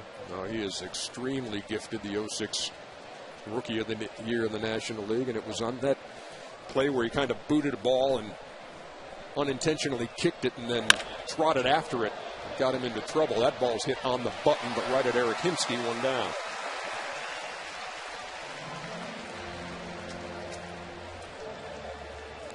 We showed you that number, that graphic on those numbers for Chris Medlin about how the average goes up against him after 77 pitches. And I think through the course of the summer, when it's been hot and he wears down a little bit, is that he'll have a tendency to get up with his pitches, especially with his changeup. But it's been a real pleasant night. Not that it's not warm, it is, and it's humid, but this is a real nice night to pitch on, and he's kept his pitch count down. You saw the activity beginning in the Atlanta bullpen here in the 7th. Dan Uggla is a guy a lot like Brian McCann.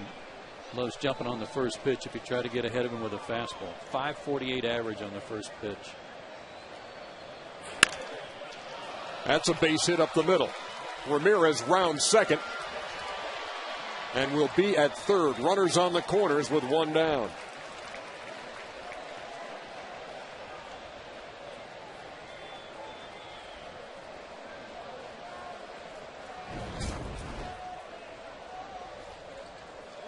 That pitch was up, coming back to him.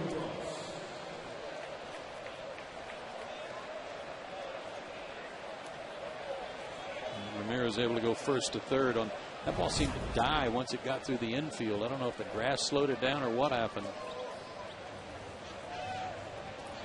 And Uggla swinging on that first pitch as Peter Moylan gets loose in the Atlanta bullpen.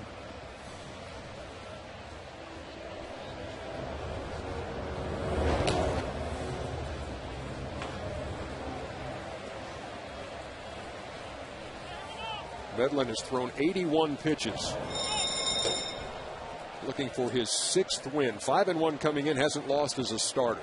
Locked up in a 1-1 game against Marlins ace Josh Johnson. Cody Ross 5 for 10, getting the runner in from third, less than 2 outs. That's a little below league average. Wow, that was close. Oh, that would have been a big out, wouldn't it? Runners at first and third, only 1 out. Fly ball unties this. Ramirez with good speed at third. Ross with an 11-game hitting streak, another throw over. 11-game hitting streak for Ross. He's 0 for 2.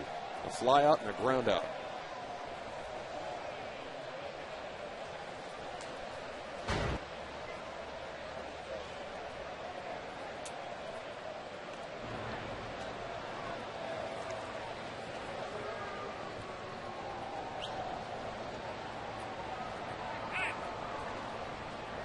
All of that, in terms of the throws over, were being called from the bench, and it was all to buy time for Peter Moylan.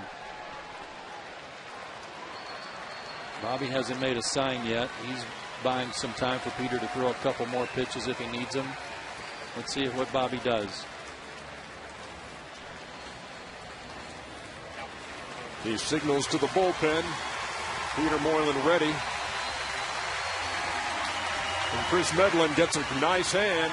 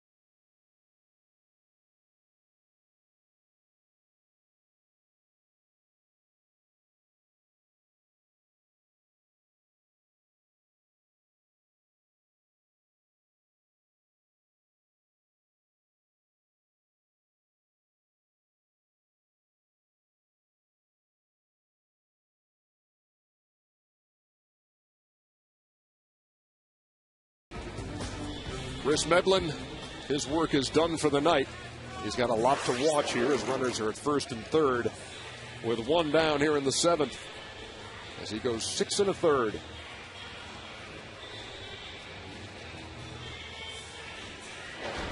Peter Moylan out there for his 42nd appearance.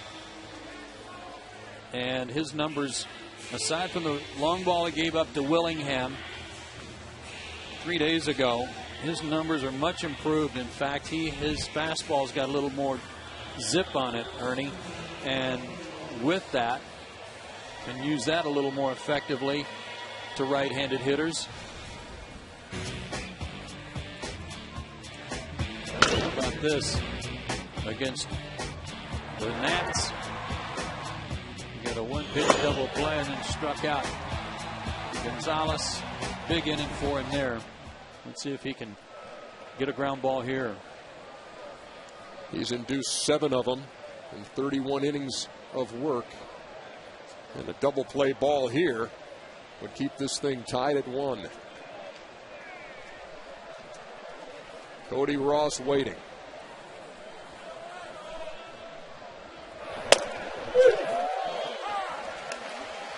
That's a huge difference maker for Peter, too, when he gets strike 1 to right-handed hitters.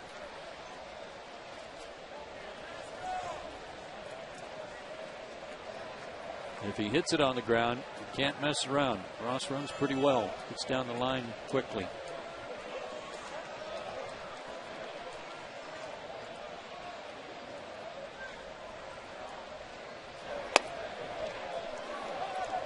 Missed with the breaking pitch, a ball and a strike. Ramirez is at third.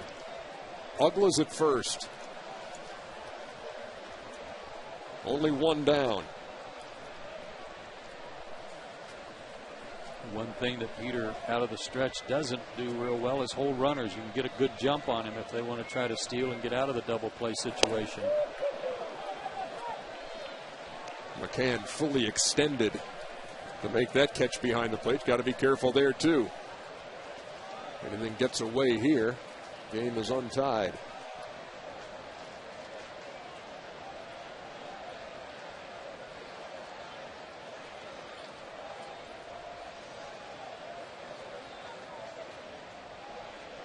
The big Aussie with a 2-1.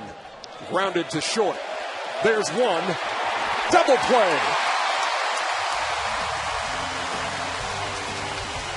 How big was that?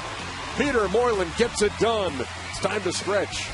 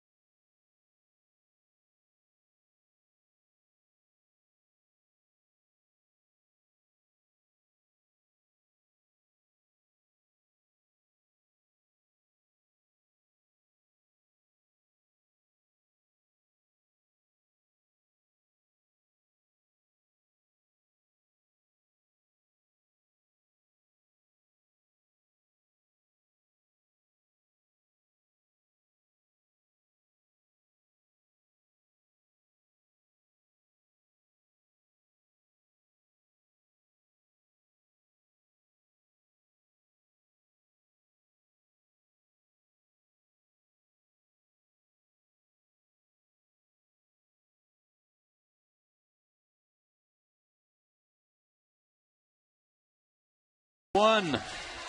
Time for the know-how question of the game built by the Home Depot. It comes from Trent, who wants to know. Chip Carey once in a while does impressions of his father during the game. Can Ernie do an impression of his dad?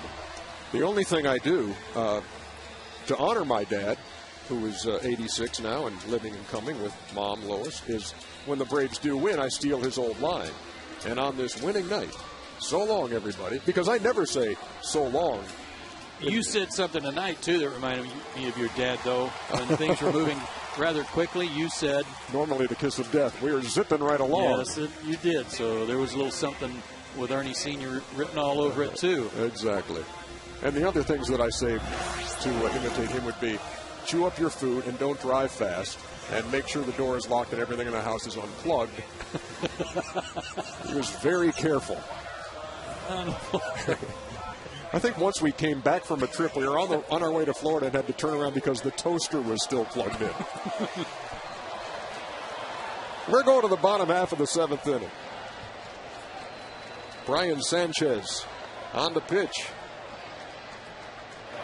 So the Braves did get Josh Johnson out of there in a 1-1 game. That 33-pitch inning in the fifth did Josh in terms of pitch count. Sanchez numbers, by comparison to his other bullpen mates, really good.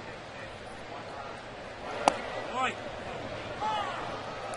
go, come on. 108 pitches for Johnson. Struck out 8, didn't walk anybody. Did hit a batter.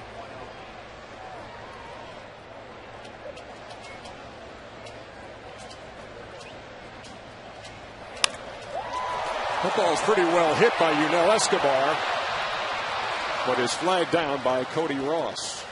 That's one down. Joe, I hope you don't mind. I was rifling through your bag and saw the latest edition of Jezebel magazine. Isn't it a nice magazine? It certainly is. And the 2010 most eligible, including the guy who is on the mound tonight for the Braves, Chris Medlin. Isn't that a great picture of him, too? How about that? Yeah. Huh? One of Atlanta's most eligible. Indeed. And you saw how happy he was tonight when he got bailed out of that 7th inning by Peter Moylan in the double play ball. So he cannot lose it. He could win it if the Braves. No, he can't. He'll be a no decision. Excuse me, but took him off the hook. And here was the reaction as Moylan made his way to the dugout after the top half of the 7th. So it'll be no decision for Chris Medlin, but he has been outstanding. Has not lost as a starter.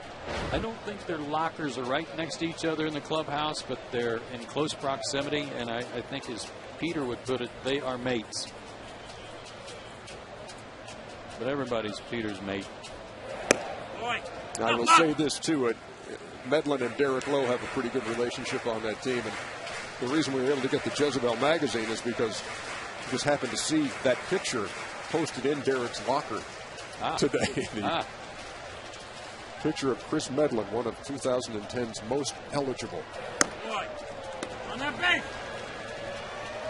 There's Gregor Blanco. 2 out of 2, a single and a triple. He has scored the Atlanta run.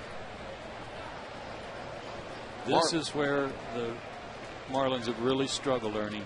Their bullpen.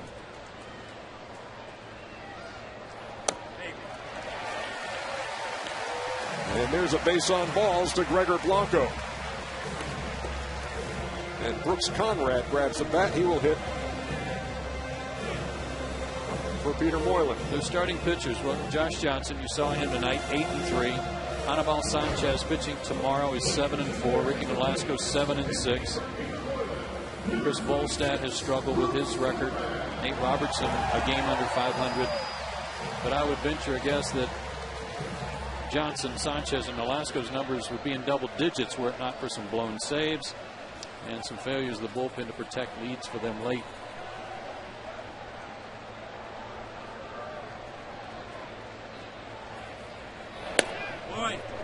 Brooks takes upstairs 1-0. This is his time of game. 7th inning on. Florida bullpen has had 17 different pitchers in it this season. ERA about 4.7 and a strikeout to walk ratio of under 2-1. They have walked a lot of hitters. And again, as Edwin Rodriguez told me earlier, if he could do one thing immediately, he said it would be to shore up that pen. Got a good closer in Leo Nunez, but getting to him has been the problem. Blanco's back. Well, the last time these two teams played in late May down in Florida, the Marlins won the first game 6-4. Braves won the next game 7-3 and scored 6 of the runs in the 7th inning. The next day, the Marlins sent 3 guys down. Actually sent 2 guys down, put another guy on the disabled list, all out of their bullpen. Called up 2 other guys from the minor leagues to go into their bullpen, and Mike Lamb to fill in off the bench. It was like a wholesale changeover when they had blown that game in the 7th or 8th inning against Atlanta. Braves have scored a lot of runs from the 7th inning on, and they're trying to break a tie in the 7th here. 149 runs from the 7th inning on. The Mets second and Tampa Bay third in that department.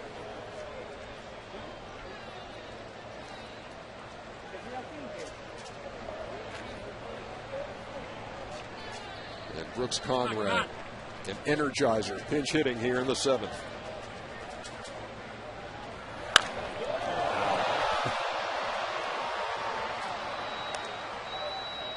This is where the game changes, though, for a manager who's just coming to the big leagues for the first time, Ernie.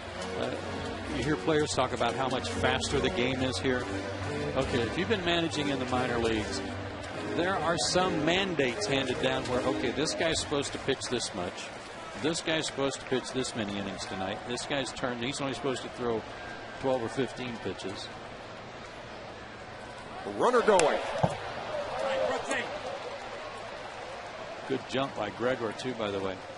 So while you've got to manage the game, there are things that you have to follow according to the organization because they're trying to protect pitchers no matter what the situation is in the game. When you get to this level, it's about winning.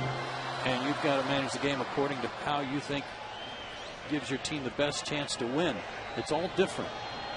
And it's a real sharp learning curve if you're not ready to do it. That's on-the-job training. Indeed. Now time is called. Hanley Ramirez was waving his arms out there at short, trying to get everybody's attention because there's a ball in right center field. Hopefully that didn't come out of the Braves bullpen.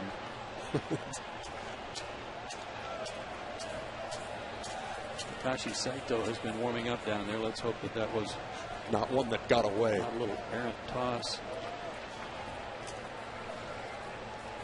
2 balls and 2 strikes. Blanco at first. Tap to the mound. All right. Sanchez makes the play at first. And Blanco's in scoring position for Martin Prado. Well, Martin's been up there already tonight with 2 outs and a runner in scoring position, and it was Blanco, but he was at third base back in the 5th inning. And then for some reason, Josh Johnson threw a slider, what looked like a slider, but just kind of a spinner, almost like a backup slider at 88, that Martin was able to turn on. And Johnson thought he had him struck out the pitch before with a high fastball right around the belt. Didn't get the call. And Martin came through the next pitch. He's 2 out of 3. And took that one right on bat. Over the head and off the bat. Yeah. What a shame. I mean, that scared Martin to death, but what a shame that it hit the bat because this would have moved the runner to third. Thankfully, missed his helmet. It's a foul ball.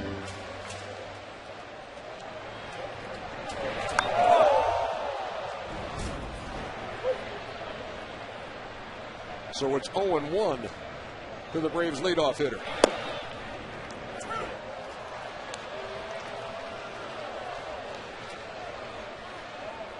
Now he's in an 0-2 hole.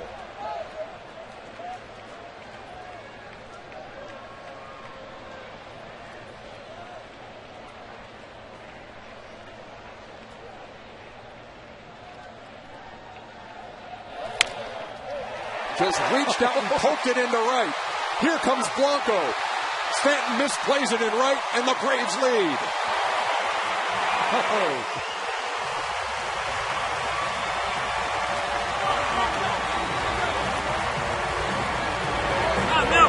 Martin the Magnificent, that magic wand. 3rd hit of the night, and it is a beauty. Slider about a foot off the plate. And a little Ric Flair to right. It's like, if you're going to hit my bat with a bad curveball, I'm just going to reach out and poke this one in here and untie the game. 2-1 Braves. Here's Melky Cabrera. He was 1 out of 3 against Johnson.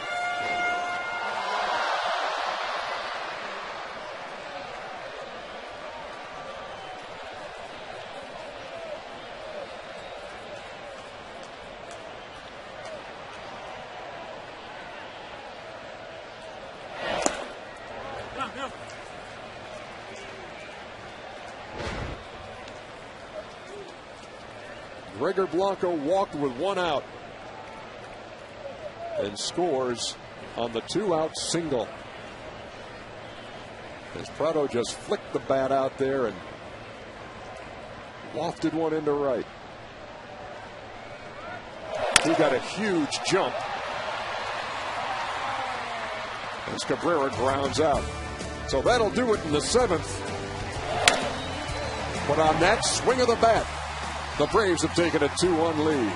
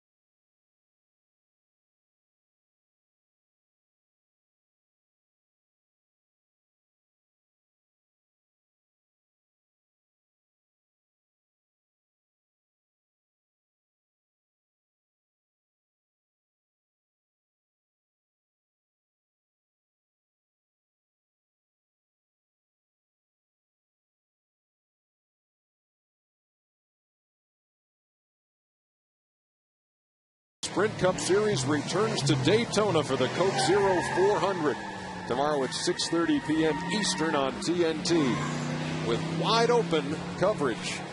Fewer commercials, more racing. That's awesome. What a race that. Anything at Daytona. Just great. Going 3 wide, 4 wide. Locking door handles. Swapping trading paint. Go. Yeah. Car run good, never had to put a wrench to it. Well, Takashi Saito hopes he's tight in the corners here tonight. Braves up Very by a clever. run. You are amazing. Bottom third of the order. Ronnie Paulino leads it off. Braves on top 2-1.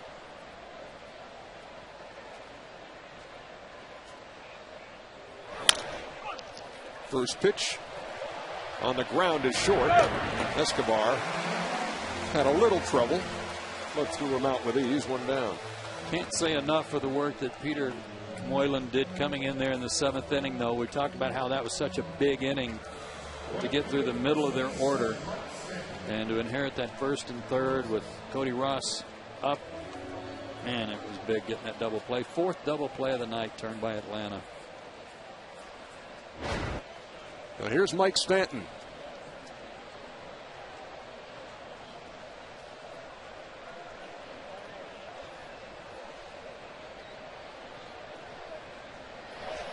What'd you say he weighed? 240? He was like 235, 240. He's like Jason. I mean, they're great, big, strong guys, but they don't show it. They don't look as big as they are because they're so trim. And again, both of them just 20 years old.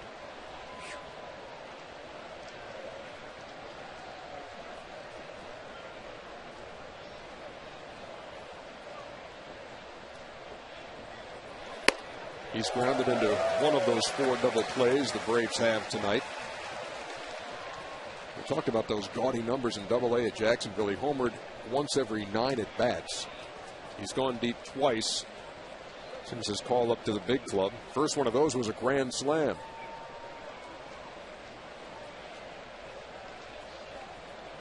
He's behind 0-2.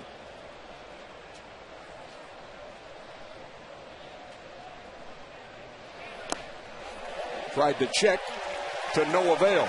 Eric Cooper punches him out. 2 down. Good pitch by Saito. What's exciting, as I have said before, about the talk about those 3 rookies, Hayward, Strasburg, Stanton, they're all in the National League East. We get to watch them all summer long.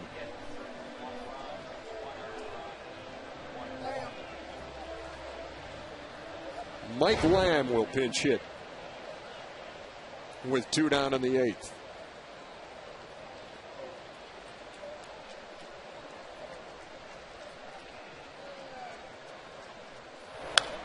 Fouled right back this way, right over our heads.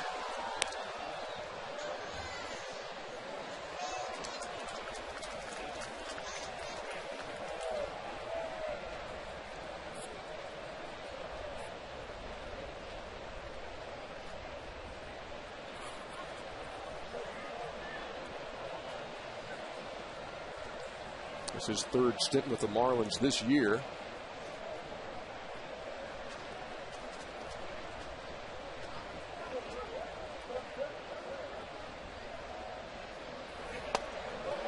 Breaking ball over. Hey, somebody break up the Pirates. They beat the Phillies tonight. They've been playing good baseball. Shut out the Phillies tonight 2-0. And the Braves appreciate that. Philadelphia 4 back when the night began. Mets are winning 5-1 bottom of the ninth at Washington. He just did stay alive.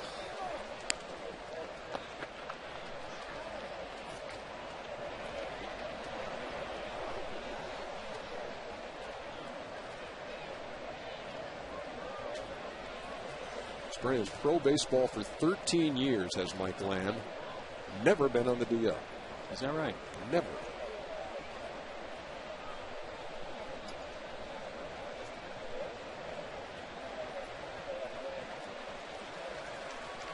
Let's see what Takashi Saito comes up with. 0-2. Wouldn't chase. 1-2. Good choice, though. Good try to go there after he had chased that ball and foul tipped it just off the plate a little bit. Go out there again, see if he'll chase it.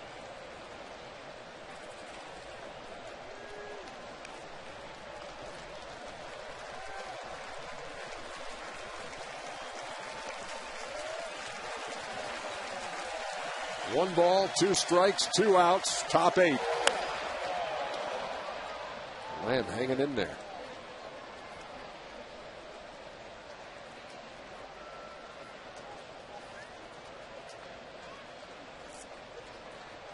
Tomorrow night, Anibal Sanchez and Tommy Hansen tomorrow afternoon, and then Ricky Nolasco and Tim Hudson in the finale on Sunday. Some pretty attractive starting pitching matchups in this series. The Braves getting the better of the Marlins in game 1, 2-1 in the 8th. Here comes the 1-2. Rounded up the middle and past the diving Martin Prado. Nice at bat for Mike Lamb.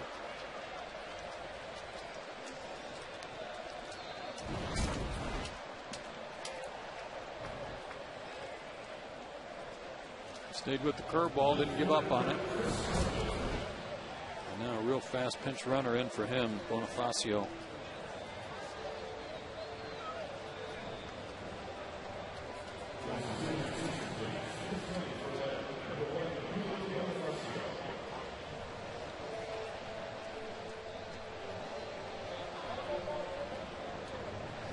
So some speed at first in the person of Bonifacio, and the leadoff hitter for the Marlins, Chris Coughlin, reigning Rookie of the Year in the National League. At the plate.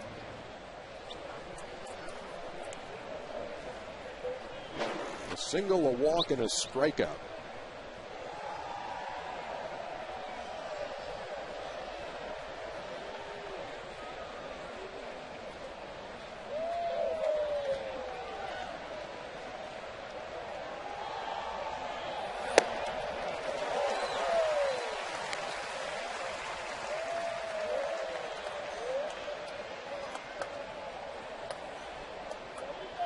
Coughlin has hit safely now in 25 of his last 29 games. Jack that average up. It was 282 coming in after a really slow start. And let's not forget what a big play occurred in the first inning when he was called out for not re-tagging on a fly ball just before the home run by Hanley Ramirez. That saved a run, and that's a huge run at this point.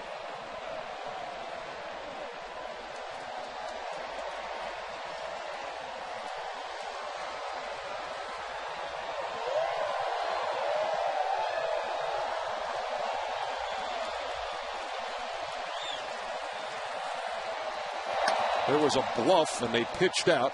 Bonifacio not going anywhere.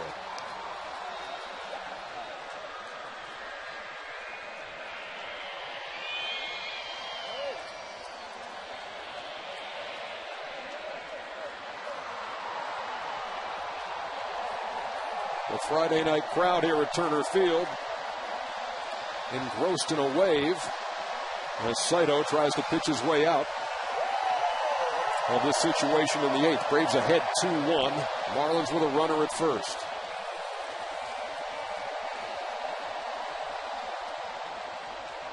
Bonifacio creeps away from the bag at first, and there he goes. That pitch fouled off, and it's 1-2.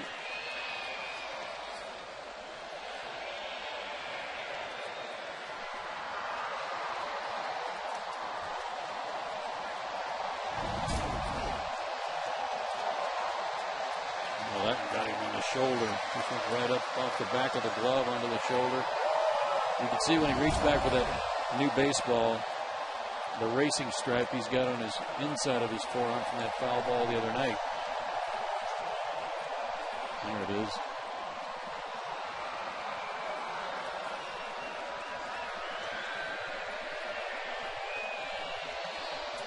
One ball, 2 strikes, 2 outs.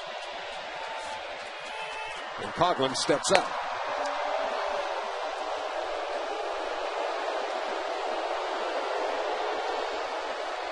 Bonifacio has blazing speed, good base stealer, and right now he's working on a big lead. Got to hold him close. Opponents are 16 for 19 against Saito in his career in stolen base attempts.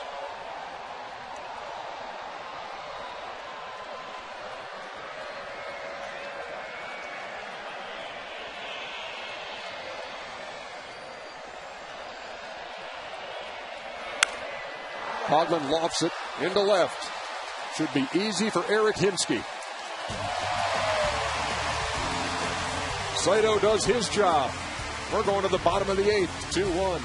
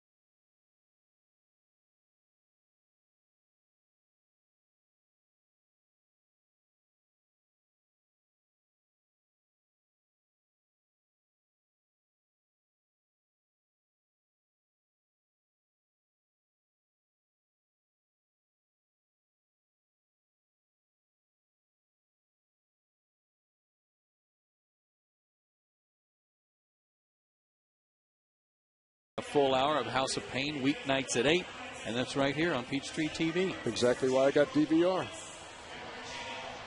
You're in good shape, buddy. In more ways than one.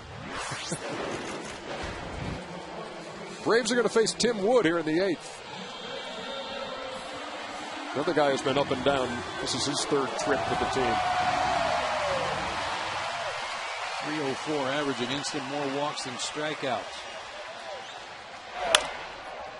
Chipper swings at the first pitch. And Gabby Sanchez takes it himself, 1 down. Billy Wagner's warming up in the Braves bullpen. He'd love to have at least one more run to work with.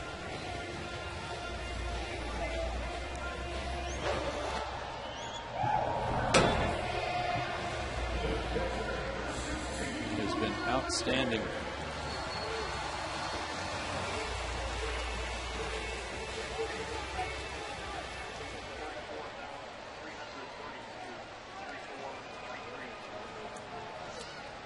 Here's B-Mac. Brian McCann, who is 0 for 2, was hit by a pitch.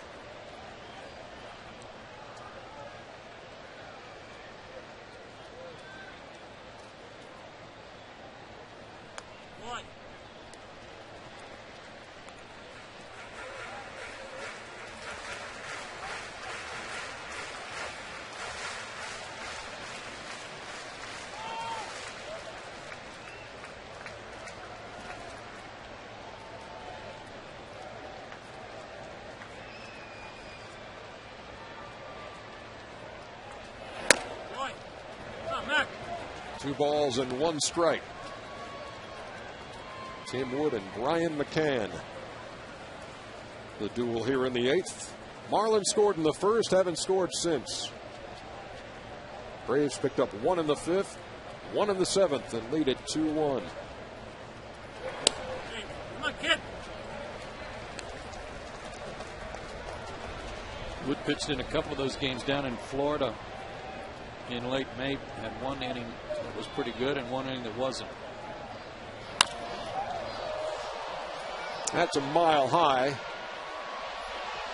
Hanley Ramirez handles in shallow left for the 2nd out.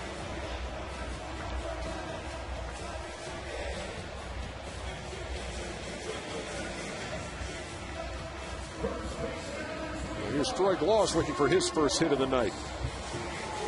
And looking to snap out of an 0 for 15 he's in right now. It's cost him some points on his average.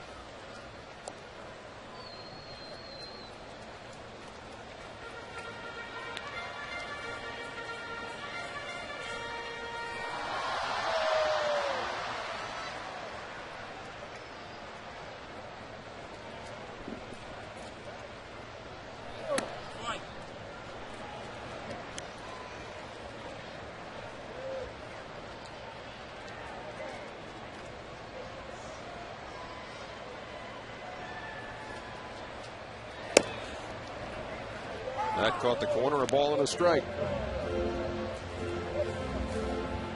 Looking ahead to the top half of the 9th, Gabby Sanchez and Hanley Ramirez and Jorge Cantu.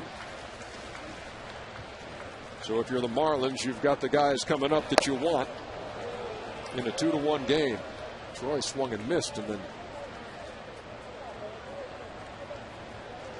took a stroll. He takes several swings that you see him have to regroup a little bit, like he hurts his knee a little bit, his left knee.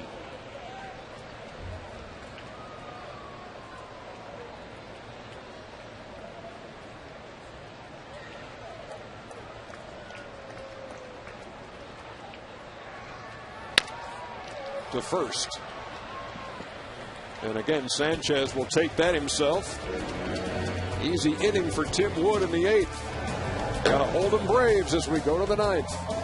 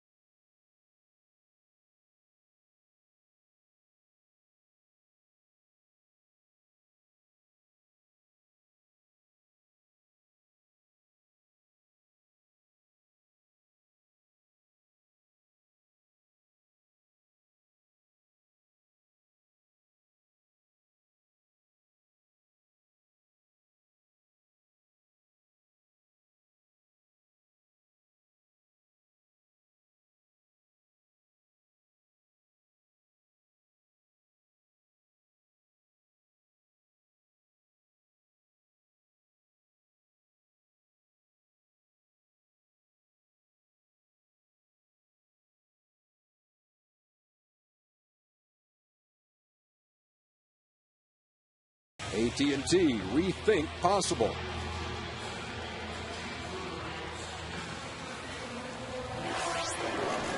Omar Infante comes on to play left field in place of Eric Hinsky. And the guy who picked up save number 400 a week ago, trying to get number 402 tonight, Billy Wagner on the mound. How about his homestand? First of all, he's 5-0 with a 1.15 ERA. That's not too shabby. This homestand, he's been in 5 games, 4 saves and a win he's collected in those outings. He has not allowed a run since the last blown save he had, which was May 19th against Cincinnati. That covers 16 1/3 innings since he gave up a run. In his last 3 saves, he has struck out 2 against the Royals, then struck out the side against the Tigers, and then struck out the side against Washington in those 3 saves.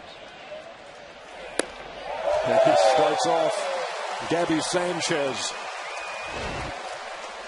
with a strike. Tough customers, though, to retire. Hot hitters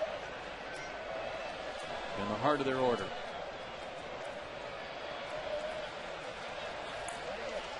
Case in point, Hanley Ramirez in the on-deck circle, who homered in the first. Fly ball pretty well hit. Straightaway center field. Blanco back to the track.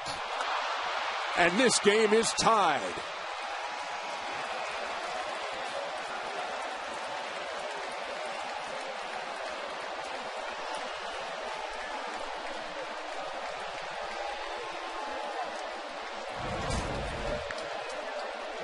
Gabby Sanchez flirted with one in the first inning. Wound up getting the double play because Coghlan had gone too far past second. And that one, oh, what an attempt by Blanco, almost pulled it back. So we are 2-2, and here's Ramirez.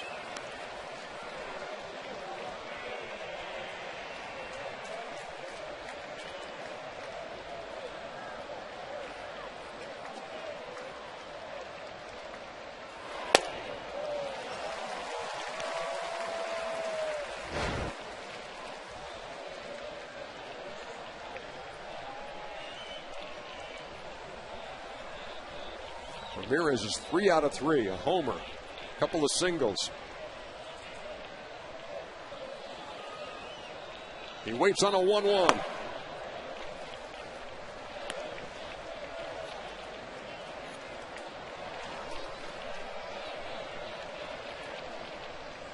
Gabby Sanchez kind of took the air out of this place. He sure did.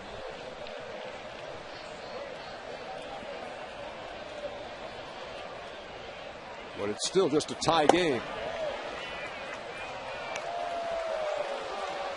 The fans here were settled in for a 1-2-3 ninth and a little 2nd of July fireworks on a Friday night. That's been put on hold.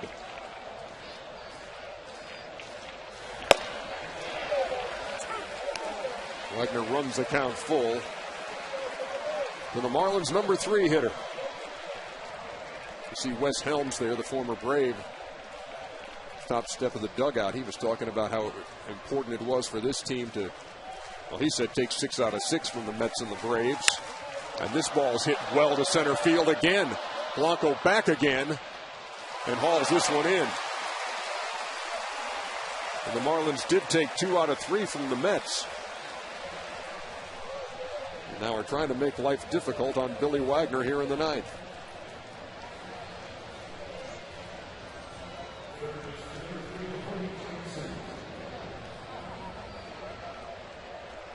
Cantu's 0 for 3. 10 home runs, 50 runs batted in. They got some guys with pop. Takes 96 for a called strike. Yeah, nothing wrong with his fastball. Just that Sanchez caught up with one.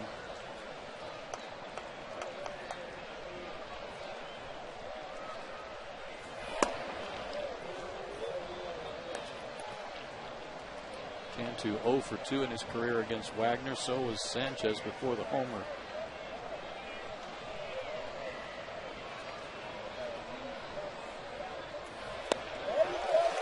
took something off, and he's ahead 1-2.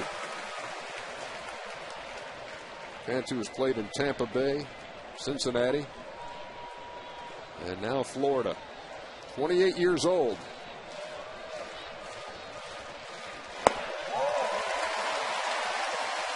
And Wags strikes him out for the second out.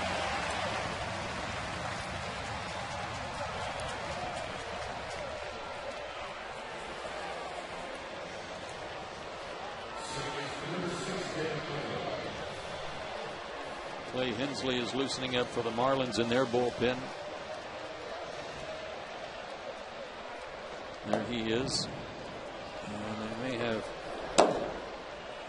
Nunez warming up too in case they take the lead. Hensley just coming off the disabled list. He's been on there with a stiff neck on the left side, and this is his first game back.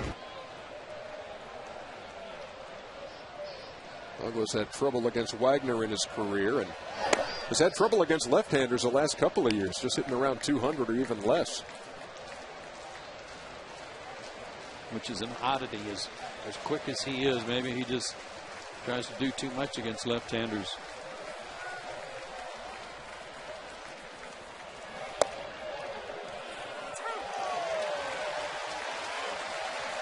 He's behind 1-2.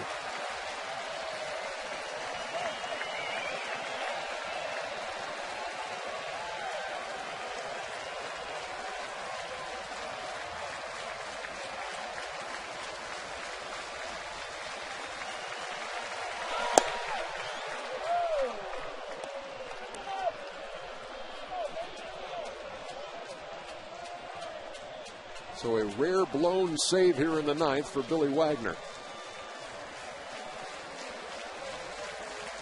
Getting up the solo shot to the Marlins rookie Gabby Sanchez. Trying to get Ugla here, and he lines it just foul.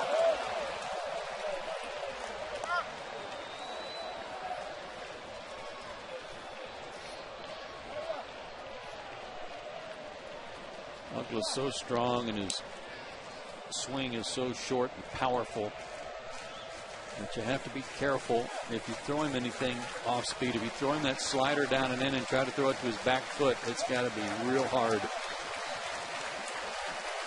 Staying away from him. Fly ball to right. Long run and a nice play by Melky Cabrera to end the top of the ninth. But the Marlins continue to battle. Gabby Sanchez ties the game. We're going to the bottom of the ninth, 2-2.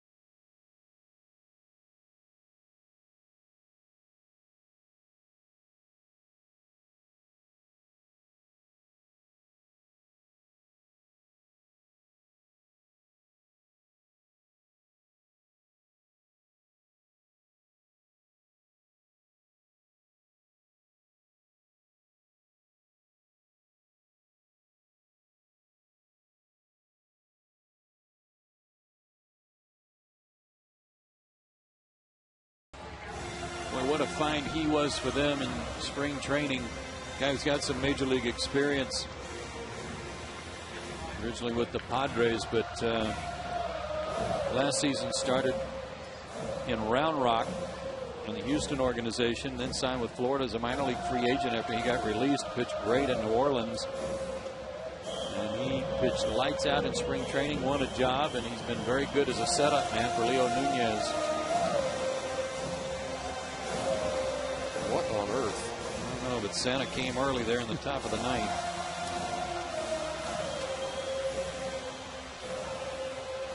Gabby Sanchez leadoff homer in the ninth. Billy Wagner has tied the game at 2. Omar Infante, a defensive replacement in the top half for Eric Hinsky, leads it off in the bottom of the ninth.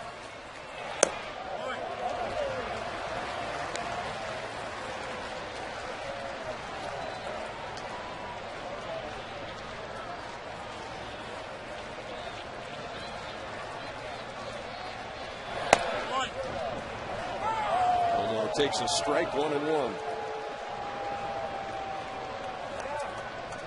Kinsley has a 0.42 ERA at home. An ERA almost 7 on the road.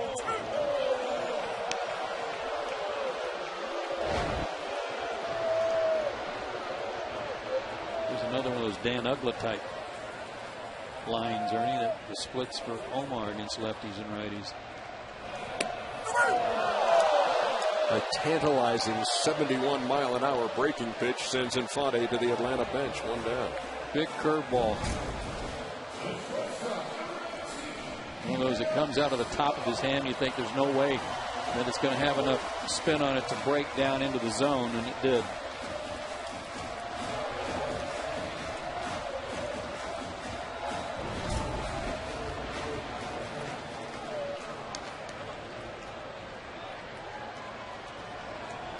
Here's Yunel Escobar, who was 0 for 3.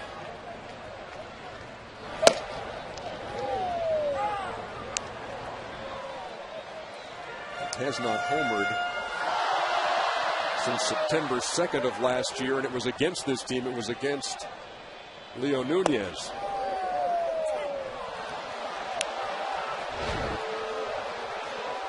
And he's behind 0-2.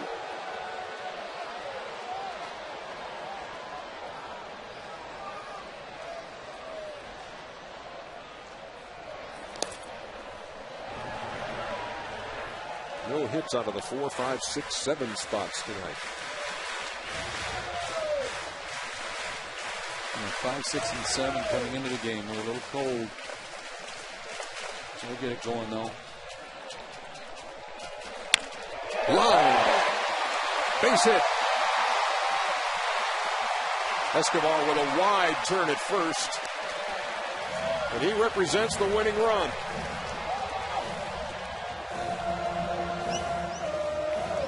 Like just stayed back, waited, and tried to hit it off the end of the bat.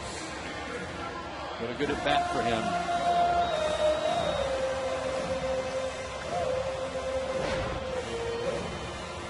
Gregor Blanco's given the Marlins fits tonight. He was 2 out of 2 against Josh Johnson. Walked in the 7th. And scored the second Atlanta run. He scored both Atlanta runs tonight.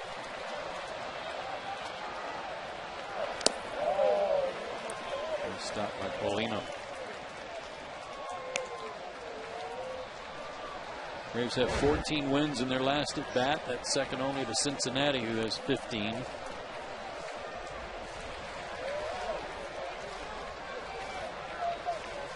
A lot of choices here for Bobby Cox.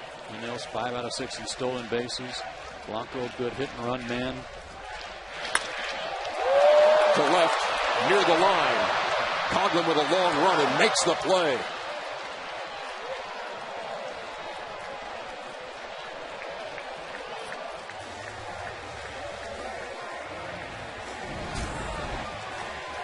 Nice play by Coughlin here. Long way to go to get that one.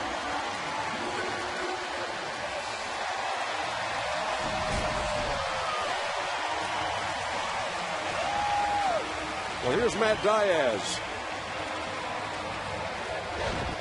What a warm meeting today with Edwin Rodriguez. Pointed at him and said, "There was my first manager in professional ball."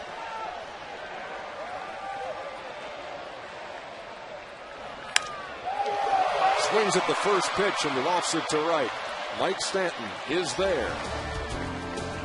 And we are going to extra innings at Turner Field, tied at 2.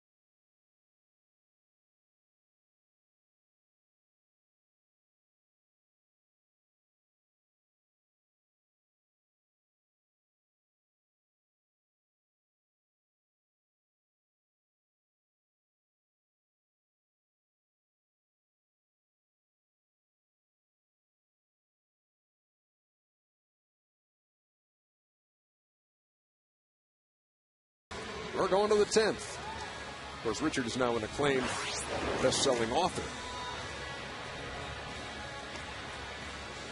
And we're watching the Marlins and the Braves work overtime. Johnny Venner's on the pitch. Richard's one of those guys that you'd say, the stories he could tell. Well, he's telling them. Yes, he is. Johnny Venners has been terrific. He hasn't allowed a run in his last 6 outings, dating back to the 16th of June against Tampa Bay. He's been in 5 games in this homestand. Only allowed 2 hits in 6 1/3 inning. Going to face Cody Ross, who had a big at bat in this game in the 7th inning, but grounded into a double play against Peter Moylan. That came with runners at first and third. It was huge at the time.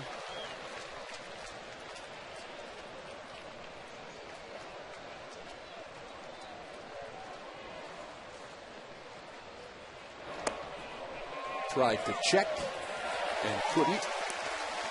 0-2. Braves are 2-3 in extra inning games. The Marlins 1-4. Johnny Venners gets 2 strikes on you. You can pretty much head to the dugout. And Cody Ross will do just that. 1 down. 4 for 62. But the difference in the ball game, Ernie, we got to go back to the first inning. Coughlin led off with a single, deep fly to right center. He looked like he was going to try to advance. He never hit second base. Went back to the bag. But the Braves appealed, and he was called out because he had, in the eyes of Bill Miller, passed the bag and still has to touch it turning back. And right after that, Hanley Ramirez hit a homer, and it was a solo homer instead of a 2-run shot. That happened in the first inning. A play rarely seen. You've seen guys before who have failed to retouch, but rarely when you see somebody who was almost strategic in the fact, I'm just going to straddle the bag so I can just go back. But he was past the bag at second, technically. I think a good rule of thumb there, and the way I was taught, was if you're not sure, if you're waiting to see if the ball's going to be caught, is you touch the bag, you get your foot to the base, but you don't ever take it off. You hit it, Turn around and go back if you have to. To short. 2 down.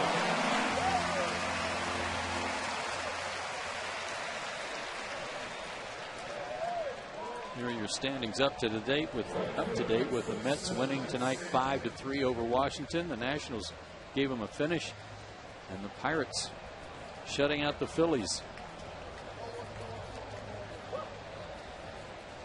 Ross Ohlendorf beat Jamie Moyer tonight. Here's Mike Stanton. The Marlins rookie has struck out twice, once looking, and grounded into a double play.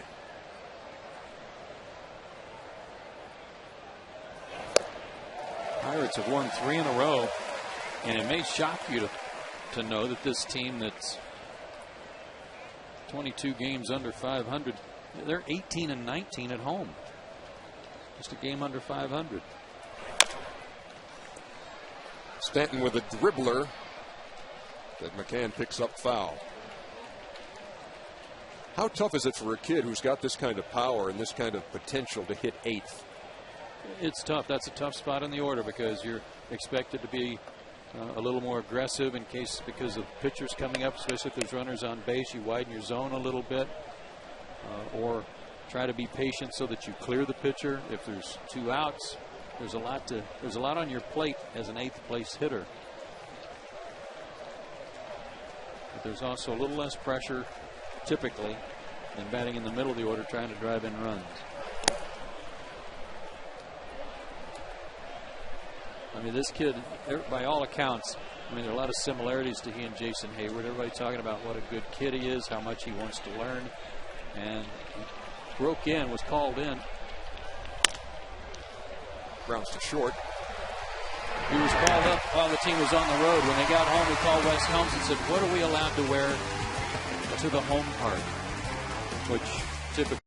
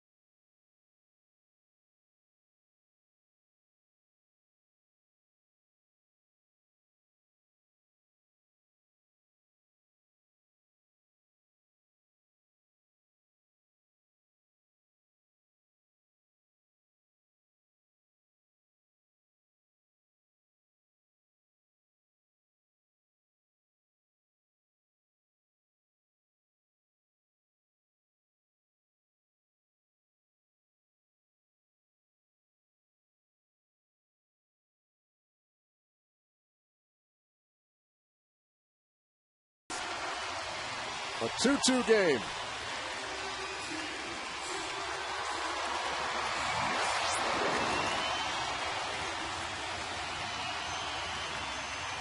Martin Prado has 3 hits. Fully expect to hear his name called on Sunday afternoon when TBS has the All-Star Selection Show at noon Eastern.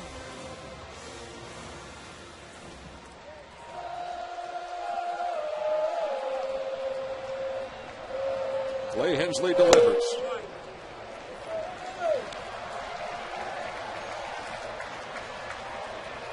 Driven in both runs tonight for the Braves, and each has come on a 2-out single.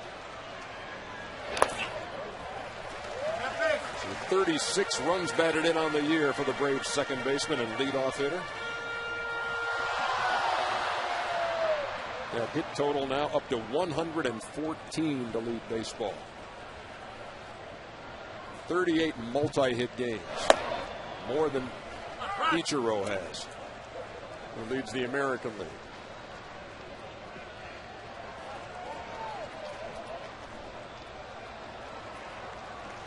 The 2-1. Come on, kid. On that base.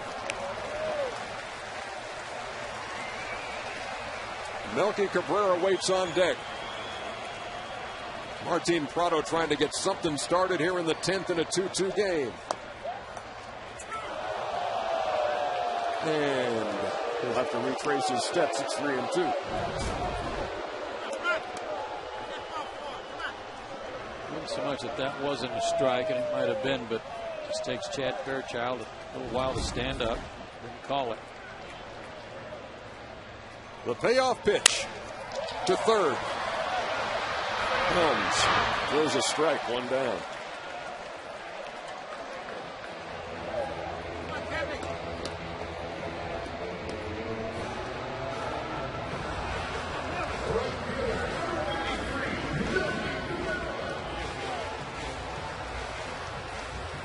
You mentioned that Matt Diaz's first professional manager was Edwin Rodriguez. I think also on that team was Eric Hinsky, and so was Jorge Cantu. All three in the Tampa Bay organization. Come on.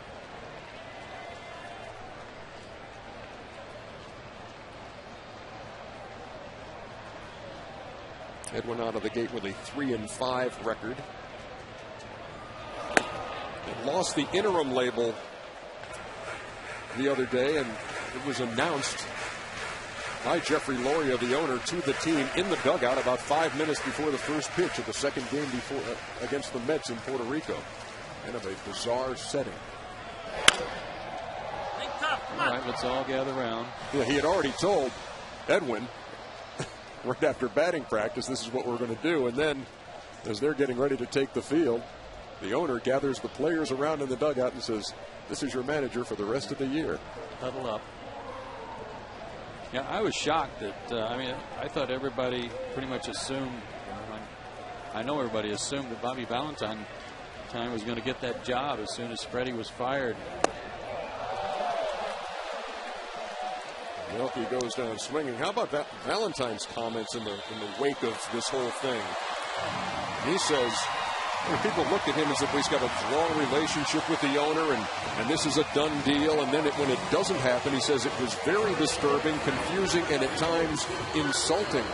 If this is a major league process, I hope I'm never in the process again. Wow. 2 down for Chipper in the 10th. Eventually we'll find out what that's all about and why it didn't happen, but I know that when he was supposedly going to Florida to talk about the job, everybody just assumed he was going to get it. But you wonder why he didn't. Boy, come on.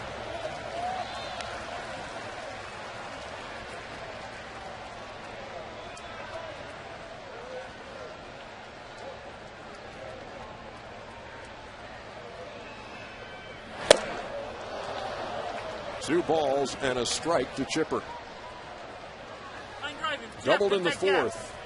He's 1 out of 4. 7 walk-off homers in his career. The last one was against Florida back in '06. Fly ball the other way. Coughlin makes the play, and that's 10 innings in the books.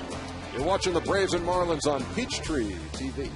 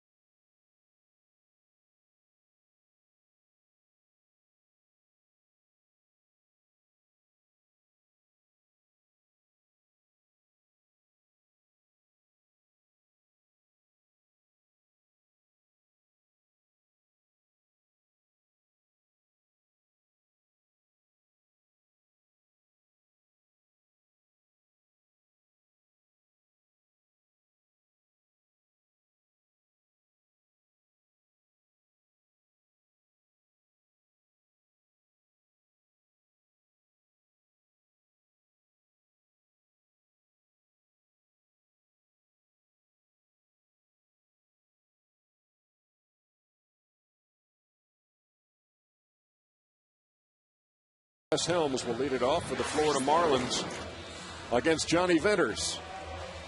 Keep the energy up there, kids. That away. And you non-kids, you do the same. Yeah.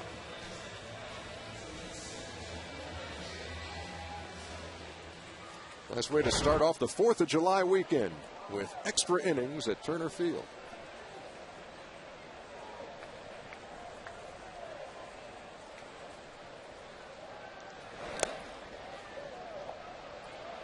Wes Helms now 34 years old. One of the veterans on this team, and talking to him before the game, he just talking about the importance of wins and talking about the importance of keeping a young team focused, and he can rely on a lot of his experience as he lines a base hit to right to start the 11th.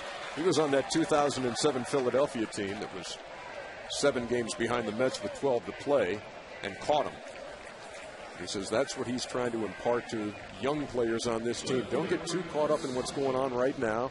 Stay focused, play well, get some W's, but don't get too down if you're back in the pack a little bit. Little Bobby Cox influence there too, knowing you just one game at a time, one series at a time. Here's Chris Coughlin. So you want to bunt, huh? Bunt this. He almost turned, well, he did turn the wrong way, but he'd already squared around to bunt, so he was just trying to find some place to go to get out of the way of that one.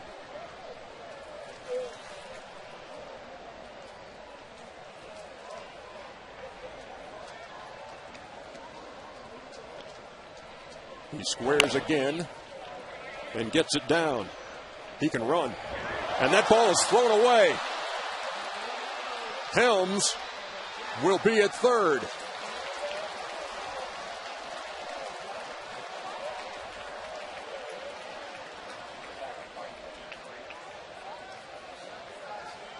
That looked like it had danger written all over it because it didn't look like Troy had a good grip on this baseball when he fielded it.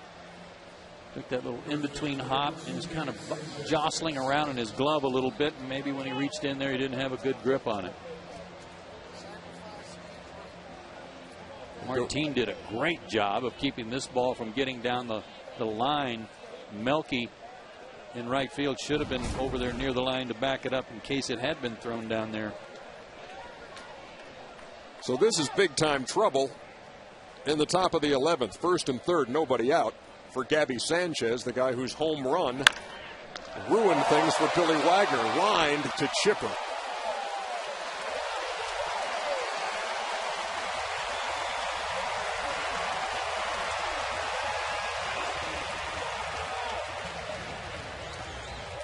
That kid can hit. Yeah, he's hitting the ball right on the screws just about every time. Chipper playing in. And then a nice play by Gloss on the other end to keep that one from getting by.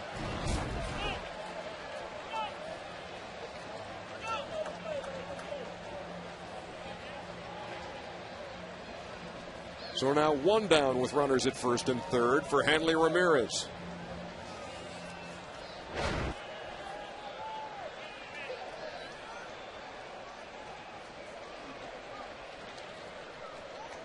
Braves at double play depth up the middle.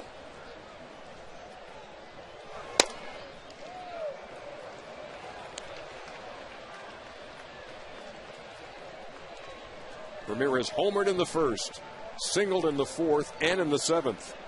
Finally got him in the ninth, but after Sanchez had tied the game with his solo homer.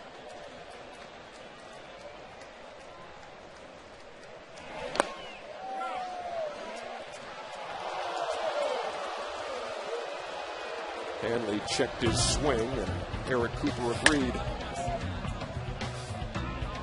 There's the home run in the first. Came right after that play in which Coughlin was called out for failing to retouch on a fly ball when he advanced to second.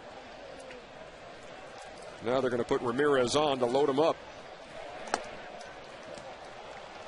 You can understand that because the pitcher spot is due up next. When they made some defensive changes, they took Cantu out of the lineup when they brought Hensley in. So Helms was batting in the 9 spot. And now Brian Barden will come off the bench with the bases loaded.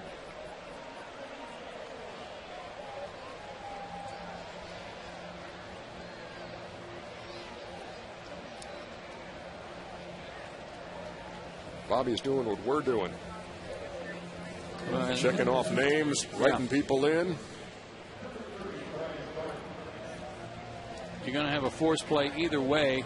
Do you want to face Hanley Ramirez with a force play in the game on the line, or somebody cold off the bench?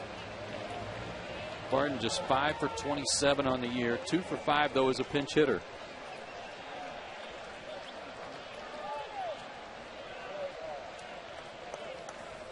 Loaded in the 11th with 1 out.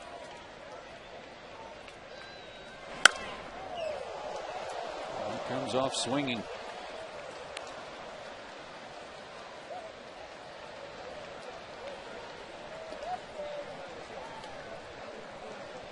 Chipper and Gloss in at the corners, right on the edge of the grass. Escobar and Prado at double play depth. Brian Barden waits, and it's a ball and a strike. Johnny got a couple of ground outs last inning. Paulino and Stanton both grounded to short. And if he can make a good pitch with that power sinker of his, no reason to think that he can't get another one.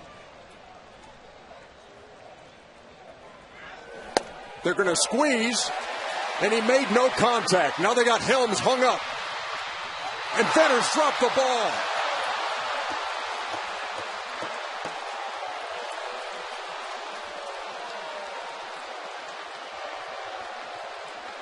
Oh, does that hurt?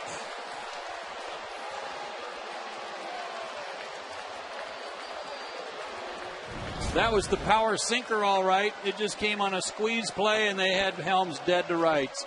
It looked like Johnny took his eye off the ball for the tag before he ever caught it.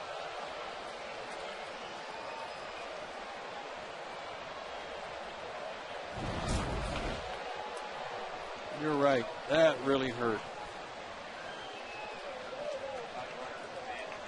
Second and third now for Barden.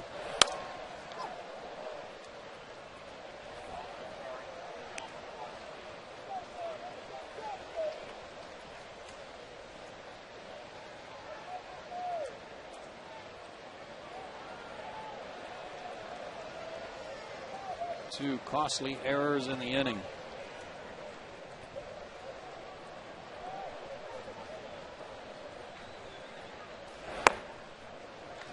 Two and two.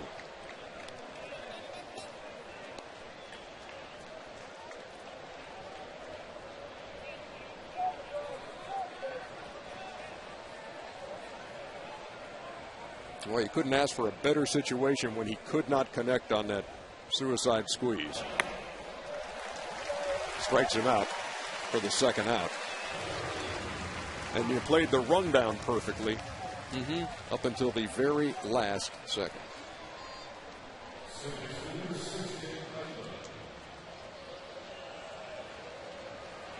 But now the mission just to get out of this thing with no further damage, with Dan Uggla at the plate.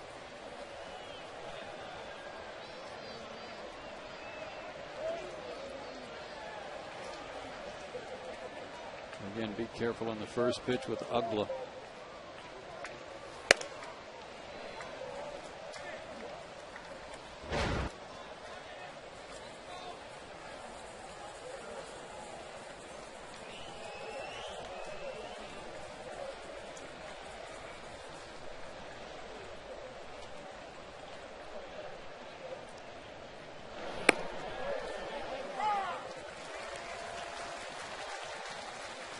The Marlins have used the long ball for a couple of runs, and then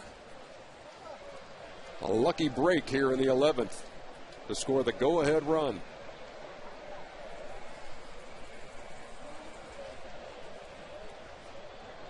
Uggla's knocked in 46 runs. Trying to add to that total here, and he takes 2 balls and a strike.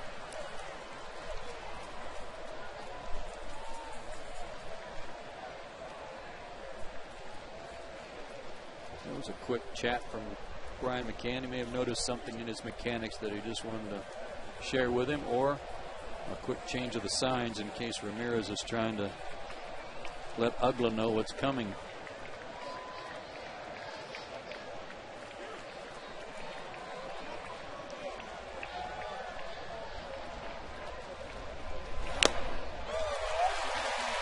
Two balls and two strikes.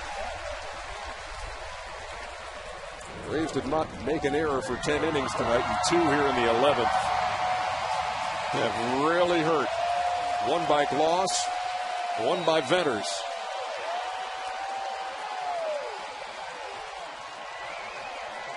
He can get out of it right here. He struck him out. But some shaky defense in the 11th has cost the Braves.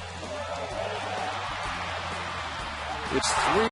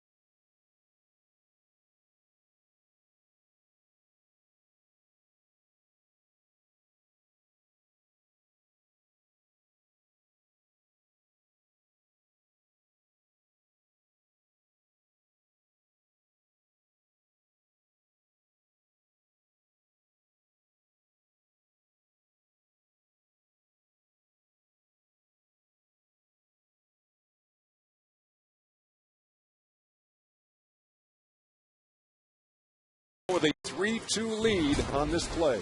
Well, now, Johnny's going to get the error, as we know, but watch this play. Freeze it right there. Coughlin at the top of your picture is racing to third. He's going to try to get over there because he figures Wes Helms is going to be nailed in this rundown.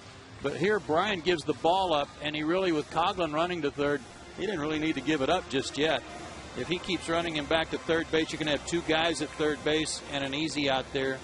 And as it turned out, of course, you don't anticipate a drop ball there by any means.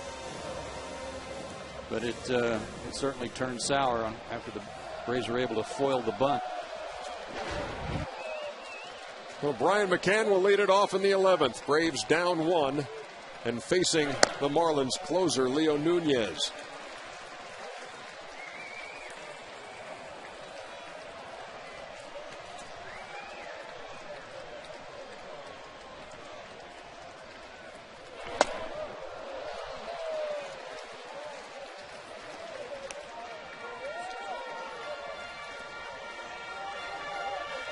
Has been pretty good for them this year, but really good on the road.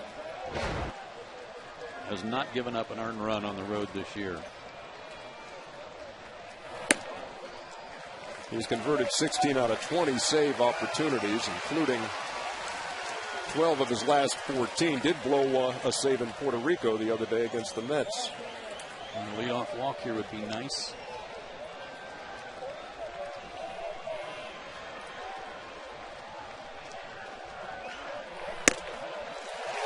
Well, there you have it.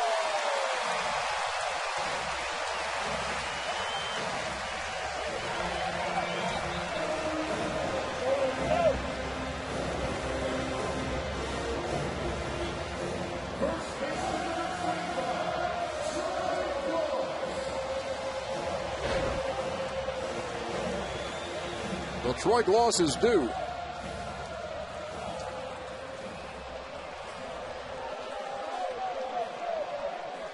He's had some big hits for the Braves late in contests.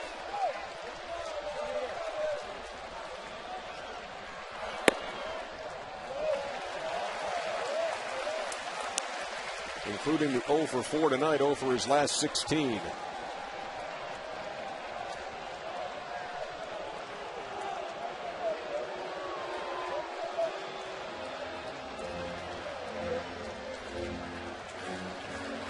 A word of encouragement, one would assume, from Hanley Ramirez.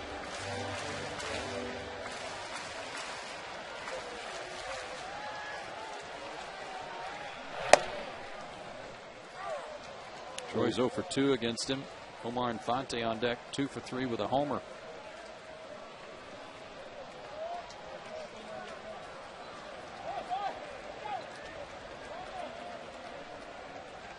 McCann at first. Nobody out. Oh, good cut.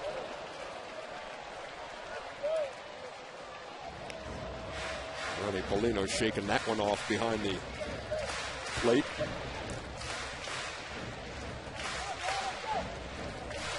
Nunez trying to nail down a 3-2 victory for the Marlins in the opener of a weekend set. But he walked the leadoff hitter. He's ahead 1-2 to Troy Gloss.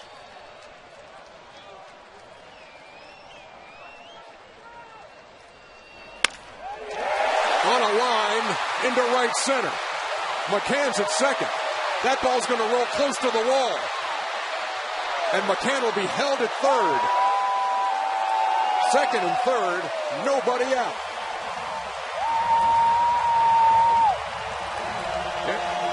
Ernie, back in April, when Troy Gloss was having a hard time getting his season started, one thing he did real well, even in April, was hit the ball to right field when he was behind in counts in situations like this.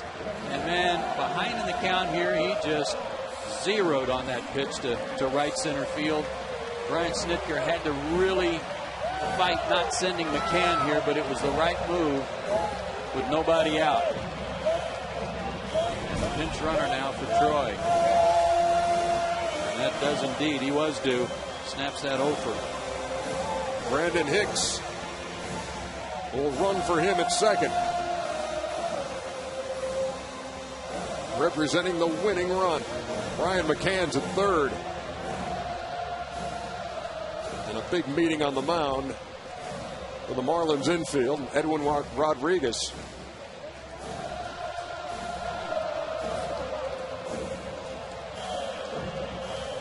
Well, they're trying real hard not to let that runner at third score, but more importantly, the guy at second, who is the game winner. So let's see how they play it. If they concede the tying run, and their infield is going to play back, it looks like.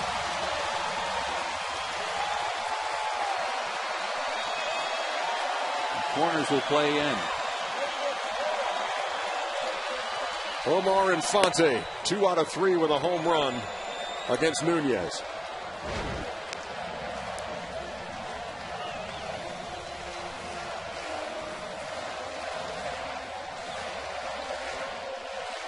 Now the Marlins shift a little bit and they bring Ramirez in about halfway.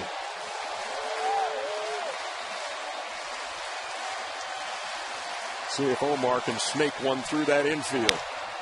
To right field along the line and out of play. And it was on a similar play to that Stanton made a catch a couple of days ago when Johnson was pitching that allowed a go-ahead run to score. Was it a tie or a go-ahead? It was the go-ahead run, and it was hit by the pitcher, John Garland, with 1 out. So instead of having a chance to strike him out for the second out, he retired him and had no chance of a play at the plate. The Marlins, playing in the way they are, about halfway, have that luxury of doing that because Brian McCann's the runner at third, not the fastest of Braves runners. The 0-2 stayed alive. Just barely. This number 6 spot in the order has been a black hole tonight. 3 strikeouts for Eric Hinsky and 1 for Infante. But a huge opportunity here in the bottom half of the 11th. That last pitch at 95, up and in, and Omar still got a piece of it. Yunel Escobar waiting on deck. 7 for 13 with a runner at third, less than 2 outs. Take a fly ball here to tie.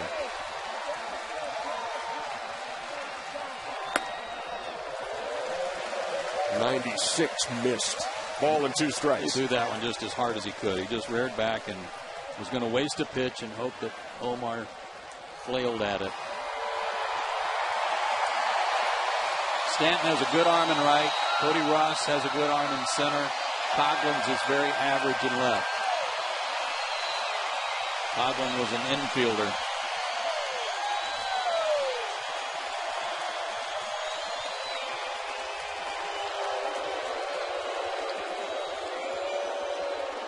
Omar, an excellent fastball hitter.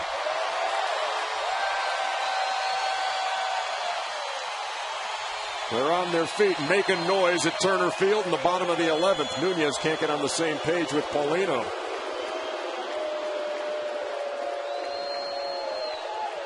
Well, they don't want to make mistakes here. They'll cross one another up.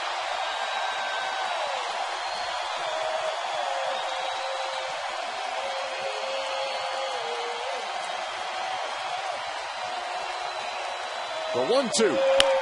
Grounded to third. And foul.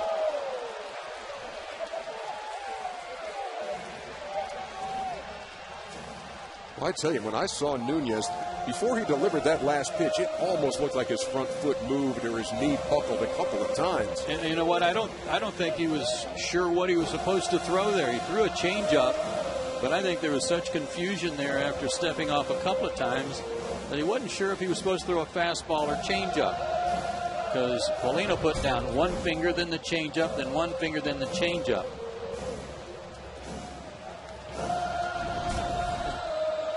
We'll keep an eye on that foot, see if it does wiggle a little bit. 1-2 with 2 on and nobody out in the bottom of the 11th.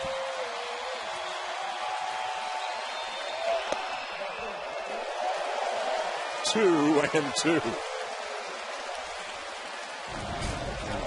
Shaking his head up and down like that's what I wanted. That's where I wanted it. And maybe the way he received this ball, watch his glove go down, that may have cost him the call. He tried to frame it, did Paulino, but to no avail. It's 2 and 2. And Infante's run means nothing. The runners have countered second and third. Into left field, base hit. The game is tied, and here comes Brandon Hicks. Braves win.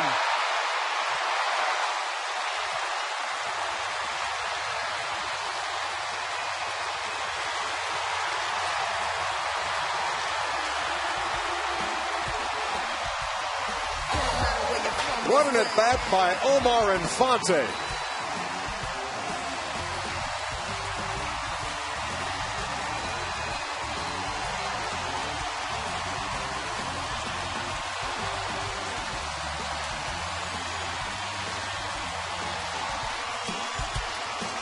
Three great at-bats result in a win. A leadoff walk, an 0-2 double from Gloss, and then a terrific battle there by Omar Infante, who continues to come off the bench and do good things for the Braves. Fastball, fought it off, infield drawn in, ball game.